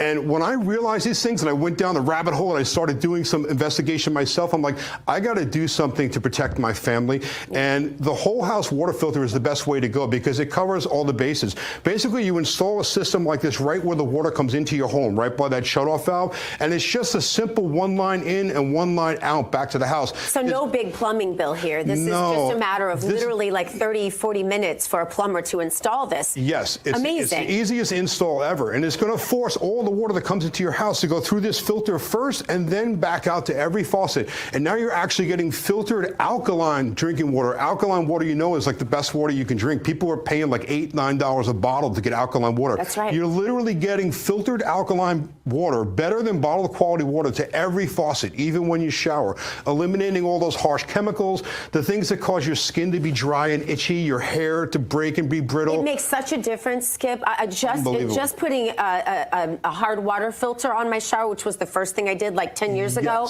that made a huge difference. So, but what people don't realize is all of the things that are in our water. It's not just about the hard water. It's not just about the chemicals. Now we have PFAs. We have minerals in our water that cause degradation of our systems. Yes. Yep. This takes care of literally all of it. Yeah, it does. So the mineral system, for years, people have been using water softeners, right? And they're usually pretty large, cumbersome units. They're kind of antiquated now. You have to do a lot of maintenance, keep adding salt to it all the time. It's why you see at Costco these 40-pound bags of salt people lugging around. Nobody wants to do that anymore. No. This is a new technology. This does the job of a softener. It takes out all those minerals that break down your plumbing pipes, but it also takes out all the harmful contaminants all in one thing. So it's a really great system to have in your home. I installed this in my house a couple of years ago, and you're right. It was like somebody flipped a switch. Yes. Overall, hair's softer, skin is better. People say, what did you do? I'm like, nothing. I'm doing this. This is all I'm doing. Yes. Yes. The hair and the skin you notice right away. And the very first shower you take, you don't smell the chlorine and the chemicals. You don't see it on the glass, and you don't taste it in the water. It's like just pure water. That's the first thing. But over time, I noticed that I was actually feeling better. Like I wasn't, we're taking in all this stuff, and people complain all the time that we see huge spike in like chronic fatigue, chronic, inflammation throughout the body, brain fog. Everybody's saying like the same thing. And we're exposed to a lot in our environment. What they're spraying in the air, all the processed ingredients in our food now, and you can't control everything. But this is something that you can be proactive with in your home. You can filter all that garbage out of your water in your home very easily. Okay, so let's talk turkey. I want to know, how often do I have to change a filter? What's the maintenance on this system? That is a great question, because this is really the only system I was able to find is completely maintenance-free. As you can see, it's a sealed tank. So once you set this up, it's literally set it and forget it. And that's one of the things I loved about it. Forever? Yes, forever. There's a 10-year and there's a 20-year warranty. So even on the 10-year for a smaller system, you're getting 10 years guaranteed pure water. And that's like over 1 million gallons of water, more than you could ever use. So they also have a system that has a pump on it that backwashes it, kind of like a pool filtration system. There's a 20-year guarantee. So basically, you set it and forget it. Once you set it up, there's no filters to change, and that's really what I loved about it. The easy install, zero maintenance. Yeah. You put it in. That's almost unbelievable. We have enough things to worry about, that's right? That's almost hard for my brain. I know, because we have enough things in life to worry about, especially now. Just turn on the news, it's like, right? We have enough things to worry about. We don't need to worry about poison water for our family. I want to check it off the list. This is it. Set it and forget it. Love that. Love that. Okay, so talk to us about these forever chemicals, because this is a really big deal. And this isn't just a big deal in our drinking water. This is, as you mentioned, a big deal when it goes through our skin. Our dogs, I lost 2 dogs to cancer this year. It's a big deal to me that my dogs have filtered water. And if that sounds diva, okay, whatever. No, but that's why I need this system. 100% right. So I have 50 chickens. I got 4 dogs and 5 cats. I'm a big animal lover. Oh, yours is me. My wife and I, we only give the dogs water that comes out of our house system, right? Yeah. So we know that you take it with you when you go on vacation. Yeah, you can bottle it. Yeah. So what's great about this too is right under any faucet in your house, just get your little stainless steel bottle or glass bottle you take for the day. You got the best water that you're going to get. But these forever chemicals, you're right, they're in everything. And the reason being is that they're used in the manufacturing process of everything that we have. Yeah. Everything from our clothes, furniture, textiles, technology, everything that we're surrounded by requires chemicals in the manufacturing process. And as things grow, as technology goes up, solar panels and batteries for cars and everything, more and more chemicals are needed. And these chemicals now we've seen really at high levels getting into our groundwater and getting into our homes. The municipalities just can't filter it all out. They just can't. And you can see article after article, story after story, how they're trying to combat these forever chemicals in every state, every municipality. So it's a real problem. And people ask me all the time, what can I do? I have a filter on my faucet, one in the refrigerator, and I try to remind everybody. And I too thought the same thing. I was always the guy to filter my water, refrigerator, any way I could, very conscious of it. But once I started doing the research and I thought about the skin, and I'm like this light bulb went off. I had this aha moment. Because when you take a shower, you think it's like the cleanest, healthiest thing you can do. Yeah. You're not realizing that you're taking in all of these chemicals. Tell us about the system. What's in it? Yeah, so there's multi levels of filtration that the water goes down through this and is forced to come back up through multiple stages of filtration. Also, it goes through a center tube here that ionizes the water and converts it into alkaline. So when it goes in, it strips out all the minerals that are harming your plumbing and causing hard water scale damage to your plumbing. But at the same time, through those multiple levels of filtration, it's also taking out, each level takes out different types of chemicals. And by the time it gets to the top, it comes out alkaline drinking water that's just pure. This is really pennies a day. It is. This is, all that money we've been spending on the bottled water, which now we've all moved to the boxed water and the glass bottled water, which is even more expensive. Right. Sometimes $5, $6. I've seen my kids spend like $12 for a bottle of water. What in the heck? But this is literally pennies a day over the course of 10 years. It is. When I look at what I spent on bottled water over the years, it's like ridiculous. And it's the reason why the bottled water industry has become nearly $100 billion a year for plastic bottles that aren't even healthy. They're putting them out of business, Skip. They're in big trouble right now. You know what's funny about the plastic bottle? What people don't realize, when that water goes into the bottle and it goes to a warehouse and then it goes to the supermarket, all in hot trucks, right? And then you take it in your hot trunk and you put it in your hot garage, and by the time you break a bottle out and put it in the refrigerator, that water plastic bottle might have been heated up a dozen times, right? We all know what happens when you heat plastic. Yeah. No one thinks of this. It expands and contracts. But just the chemicals leach out of into the water. So the plastic bottled water is definitely not a way to go. If you're going to have to drink bottled water, do it out of a glass bottle, But you can get your own glass bottle. You can. You can put your own filter. This is by far the most cost-effective way. For pennies a day, you can literally have the best quality water from every faucet in your home. Now, alkaline is really important as well. We've talked a lot about that, how acidic our water has become over the years. I don't know what's caused it, but I know this fixes it. Yes, the chemicals in our water and a combination of a lot of different elements cause the water to be acidic. And as you know, when you have acidic toxic levels in your body. It's also promoting cancer and a lot of other problems. Inflammation is the big thing that causes cancer. We want to get our things. body to alkaline. We want to get our blood to alkaline, our body to alkaline. So drinking and also bathing in alkaline water is a really very helpful thing to do. You know, it's so good for the skin. Keeps you young, David Brody, on your birthday.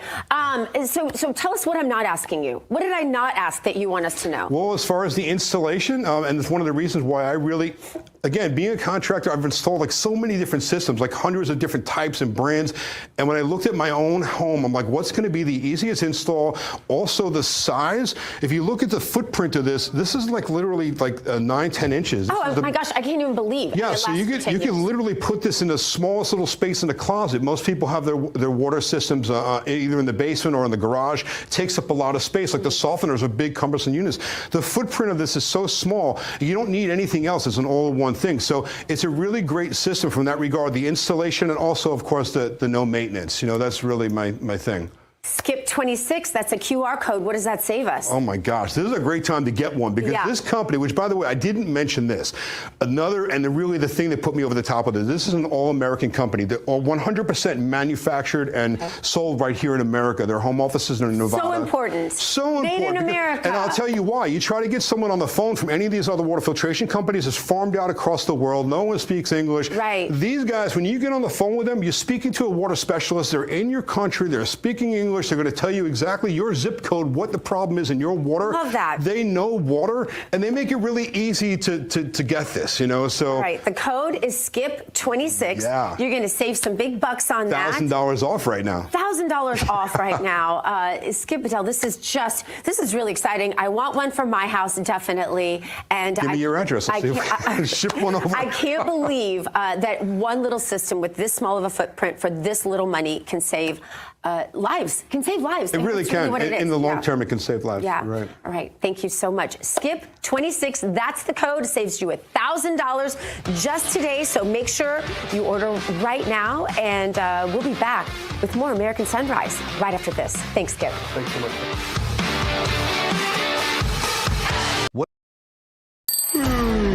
The world doesn't slow down because you're tired. And weakness gets exposed. That's why the best take Go Pills. Born for military performance, built for high-pressure days when your brain has to move faster than the chaos. This is neurotransmitter support, helping your mind fire clean signals so you can process data fast, decide fast, and stay locked in when it matters. Packed with clinically supported ingredients designed to boost cognitive performance so you stay sharp under pressure. The most badass military in the world uses this kind of energy every day. Now you can too. From training to eliminate America's enemies to smoke-checking terrorists, Go Pills keep the mission fueled. Real world tested by high-level tactical communities. Now available to you. Greenlight the beast inside. Pop a Go Pill. Scan the QR code or go to buygopills.com and receive 15% off your entire order.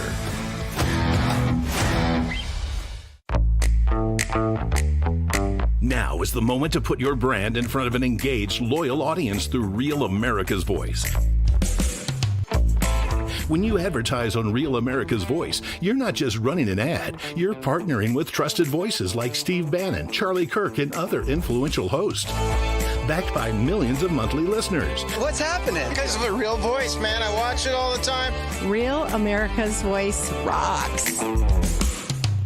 Real America's Voice gives sponsors the chance to put their product front and center, displayed on screen and highlighted by our anchors during exclusive segments and live events. Head to freetrumpknife.com. This means your brand becomes part of the conversation as it happens. Secure your spot before it's too late. Join us today and make your brand part of the news conversation that America's viewers trust. Real America's Voice, where your message is seen, heard, and remembered.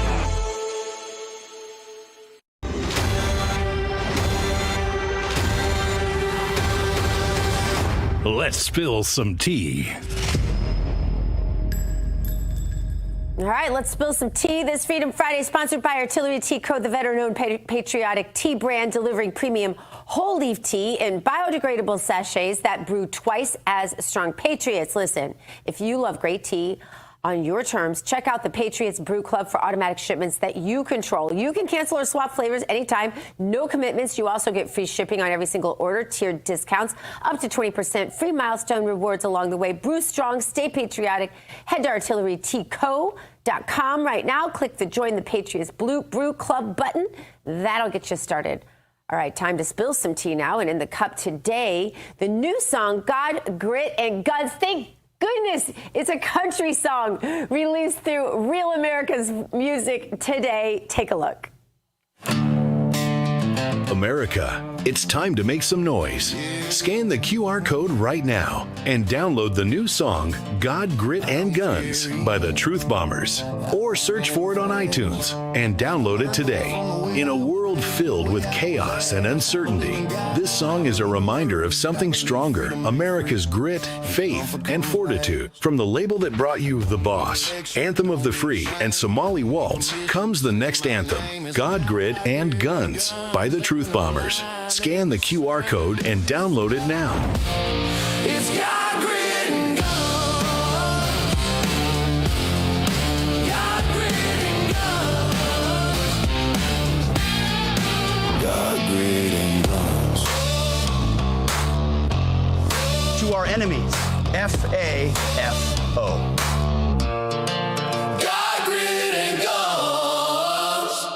Remember to scan that QR code, though, to download this song on iTunes for yourself. Joining us now to talk more about this new release is producer and songwriter Brendan Redding and Real America's Music producer LJ Fino. Gentlemen, good morning. I love this song. It gets me pumped in the morning to come in and do the show. So full of energy, Brendan, and really encapsulates that American grit. Tell us about what inspired you. Oh, man, me being a veteran myself, 2 tours of Persian Gulf, Desert Storm, Desert Shield, and that's what America is about. God, grit, and guns. That's what it's about. That's what we're about. I solely believe in that. Yes. I'm telling you, when we was coming back from the Gulf, you talk about, I was in 6th Fleet, USS Saratoga Battle Group 6. Coming back from the Gulf, man, you talking about somebody looking at the firepower we have. Let's go. Don't mess with us. Don't mess with us. Don't mess with us. FAFO, right, LJ? This had to be a fun one for you. Working with this one was this was a lot of fun. Yeah, it was a lot. So the story goes, I'll give you the cliff notes. I'm heading to the studio in Miami. I had the song title in mind. I'm a sucker for alliteration. God, Grit, and Guns. And this was, you would think we wrote this right after Operation Fury, Epic Fury rather. But no, the inspiration behind the song was, of course, President Trump, the DOW rather, and what his administration has been standing for. If you listen to the lyrics, like I said, you would think it's about Operation Fury, but really it's emblematic of what this administration has been doing from a military standpoint and geopolitical standpoint. Not backing down, peace through strength. That's what this song is all about. Yeah, absolutely. And Brendan, what has the response been? Oh my gosh, it's incredible. First of all, I'd like to say thank you to my Lord and Savior Jesus Christ. Amen. He's like my nephew. For years. I mean, for years. This has been. It's just been a whirlwind for me. I mean, because it represents our country. And I love my country. As you can see, I love my country. Well, I can see that you obviously stood for it, served for it. We thank you for your service. And to both of you, we thank you for partnering with Real America's Music and giving us a great song. I personally want a lot more country music. So please keep doing it. Brendan Redding, LJ Fino, thank you so much for being with us. And remember to scan that QR code. Let's take this song all the way to #1. Download it on iTunes. Get this song up in the charts. There's more American Sunrise after the break. So stick around. Thanks, guys. Have a great Friday.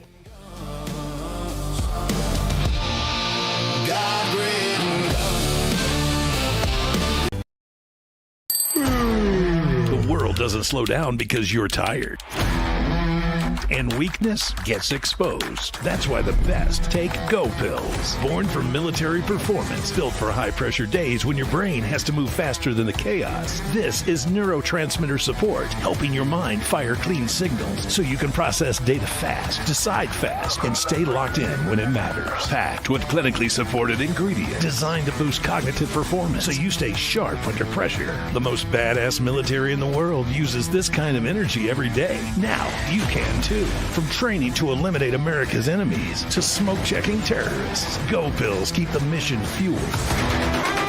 Real world tested by high-level tactical communities. Now available to you. Greenlight the beast inside. Pop a Go Pill. Scan the QR code or go to buygopills.com and receive 15% off your entire order.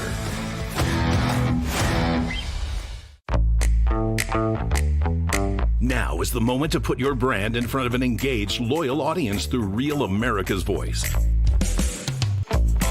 When you advertise on Real America's Voice, you're not just running an ad, you're partnering with trusted voices like Steve Bannon, Charlie Kirk, and other influential hosts.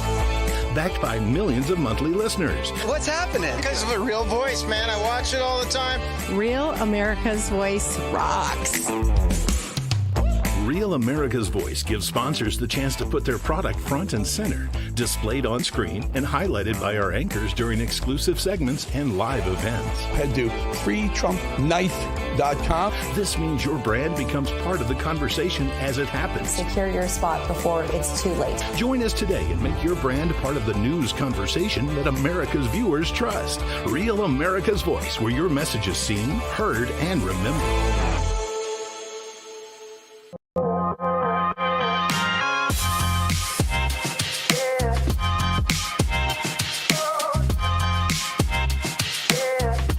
Welcome back to American Sunrise. Thanks so much for being with us this morning. It is time now for the one to watch. Terrance, what are you keeping your eye on today? Well, I'm still unpacking some of what we heard from Secretary of War Pete Hegseth. At the beginning of last hour, he held a press briefing at the Pentagon and lashed out at reporters and the media in general. Here's some of what he had to say. People look up at the TV and they see banners, they see headlines. I used to be in that business, and I know that everything is written intentionally.